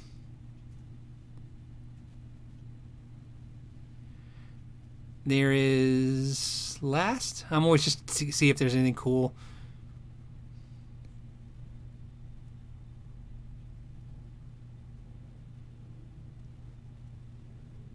Okay. Random says, I appreciate you don't do clickbait titles. I try and do some kind of clickbait titles. You're trying to figure out how to make it interesting to click onto it. But yeah, I don't want to lie. You know what I mean? And tell you it's something it's in there, it's not in there. I try. So, that's the thing I have to struggle with the most is titles. I can actually not put up a video for 3 days because I can't figure out the title. I'll put it up and I'll look at it. It's wrong. You think it's easy, but it's not. Sometimes you're like, it's easy. Like I review the blah, blah, blah. And you're like, well, is it that, so the 5 things videos are tough. You're like 5 things about the, you got to figure it out. So yeah, titles are tricky. IBJ says, if you don't have anything nice to say, don't say anything at all. Yeah, that's true. You know what it is? I agree with that, but also it's just about respect. I think it's fine to tell anybody they're wrong as long as you can do it respect, because otherwise you won't get respect back, and then that's the end of the argument for me. So, all right, we're going to call it. Anything else exciting? I think, you know what, I got one last thing. I queued up pictures, as you guys see. I was running pictures all day, and I'll do the last one.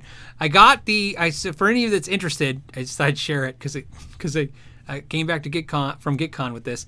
So when I bought my gold top Les Paul, a lot of you guys say, hey, you got that Les Paul for your anniversary. What did your wife get? And she got a dog, which is what I knew she was going to get. So she got this dog. So now we have another dog. And so when I got that guitar, I knew she was getting a dog. And now we got a new puppy dog to go with the other dog. And yeah, so. And I thought, just because, you know what? Some of you guys are really cool, and you guys would send me messages over the time to going, hey, did you get that dog? She got the dog. So so there you go. I really appreciate you guys hanging out for so long.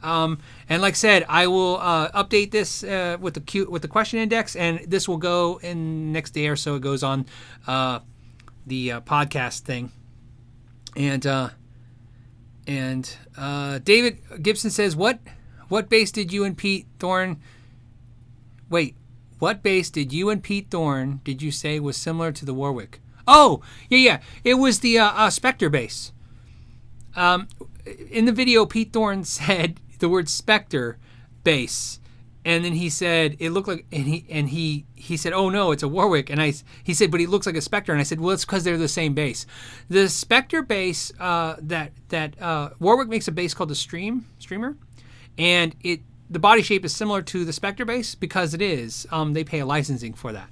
They pay a royalty to Ned Steinberger. I think it's not even Spectre. That it's Ned Steinberger, I think, designed that body for Spectre. Stuart Spectre has Spectre basses at that time. I don't know if he still does now. I didn't keep track of it. But anyways, Ned Steinberger of Steinberger Guitars designed that bass design for Stuart Spectre, and then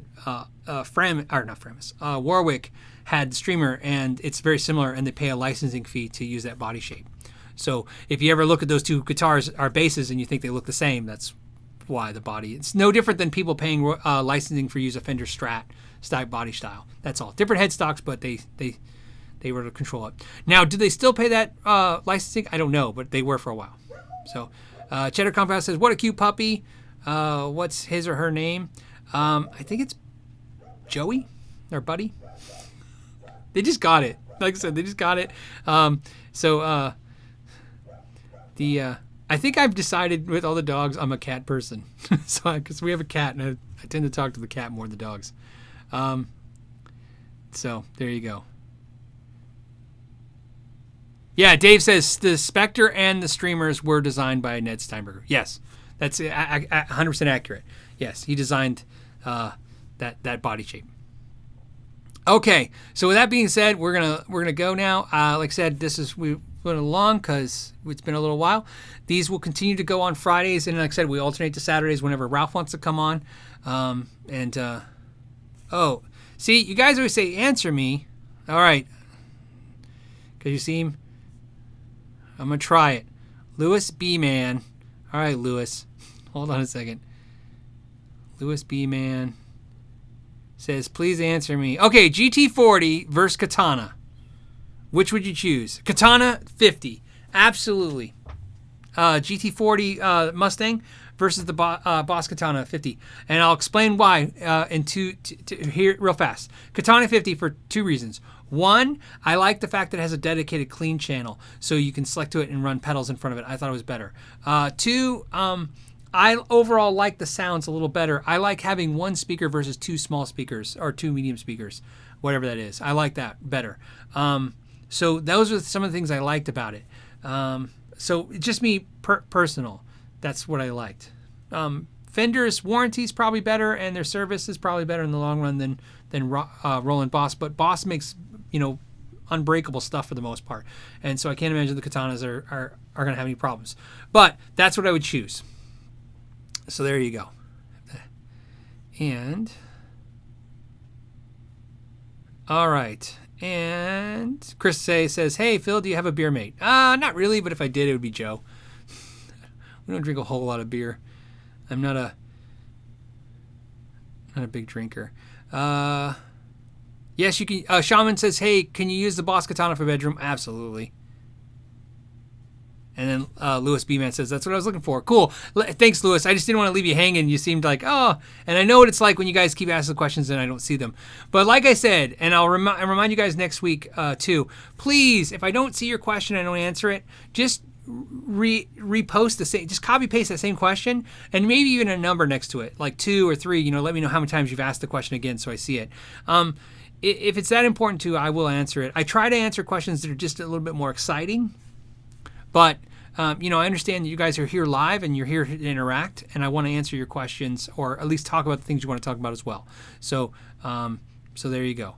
And then, Brina's here. Brina from Pixlinger says, hey, thank you for 2 hours of cool news. No problem, Brina. Awesome. If you guys didn't see that video, her Pixlinger and that video, it's hit like 170,000 views, which is cool. That's you guys sharing it and stuff, so I appreciate that. That has a huge share rate. A lot of people are sharing that video. That's why it's hitting those numbers, is because it's getting shared a lot. So there you go. So on that note, I'm going to call it. And again, I'm just going to say the last part and then we'll go, which is I want to thank everybody who sponsored it. It's Dave Madison, Justin Maybe, Michael Shy, Bradulist, John Jex, and Lawrence Petros from Lawrence Petros Pedals. And also, I'm going to have a new video for Lawrence's new pedal that I was able to interact with him and help on the creation of the way it looks. He's the magic of the way it sounds, but I got to put 2 cents in the way it looks. So I'm actually excited about that. I love it. You know, like I said, I love to interact with companies and come up with ideas. It's fun. So on that note, I'm going to let you guys go. So as always, I want to thank you guys for your time. And until next time, know your gear. And then